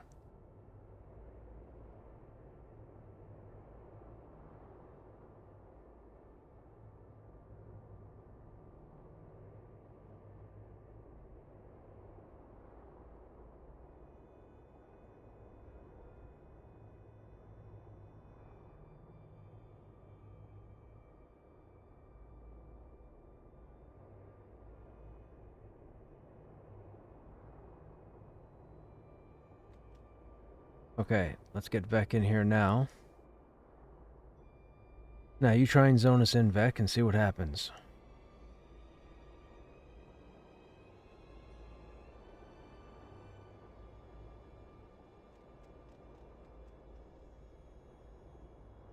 No, that was one of the chat options with Grozmag. Nope. We are locked out for 17. So yeah, so that's what it is. So you either have to not be on the trials, or you have to be on the same trial. That's okay. I'll jump in with you tomorrow to do it. Unless you get it done tonight.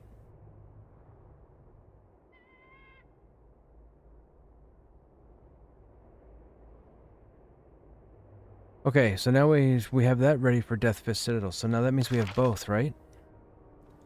Training as a shield and rescue of the Green Hoods. Yep. We have to go in and see Strigen, which is the mini quest inside the Citadel. And, and then Fist himself. Oh, Fist is a nuisance.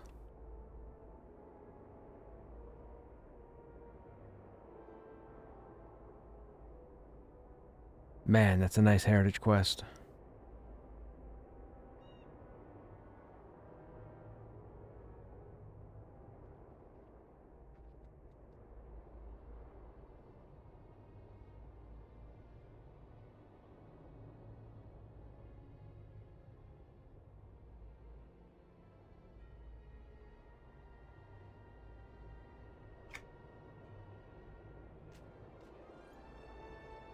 Okay, that's going to be it for me, guys. It's 12:15. I should head out and go to bed. Work in the morning. Anyhow, for those of you that are still hanging out, I hope you guys enjoyed your time here. Tomorrow being Wednesday, not sure what the game plan is. I'm sure we'll be back in EQ2. We'll more than likely be back in CT because I can at least get 47 in front of the small temples. And I think Bang got... Did you get 45 tonight, Bang? Or 44?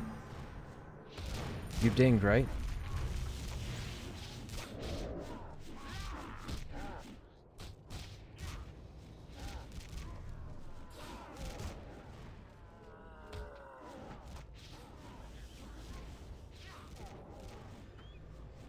%11 in. Right. Perfect. Okay. My call is down, isn't it? Of course it is. So I'll have to run to the docks. Yeah, so anyway, so that'll be it for me for this evening, guys. As always, if you're new to the channel, if you enjoyed your time here and you think you might stop back on a future stream and you haven't already, I highly recommend hitting the follow button. If you want to dodge the ads, you could obviously consider subbing to the channel because I can't do anything about the ads, so we don't need to make a big deal out of it. Anyhow, you guys have yourselves a good night or a good day wherever you are, and I hope to see you in the next stream. Take care.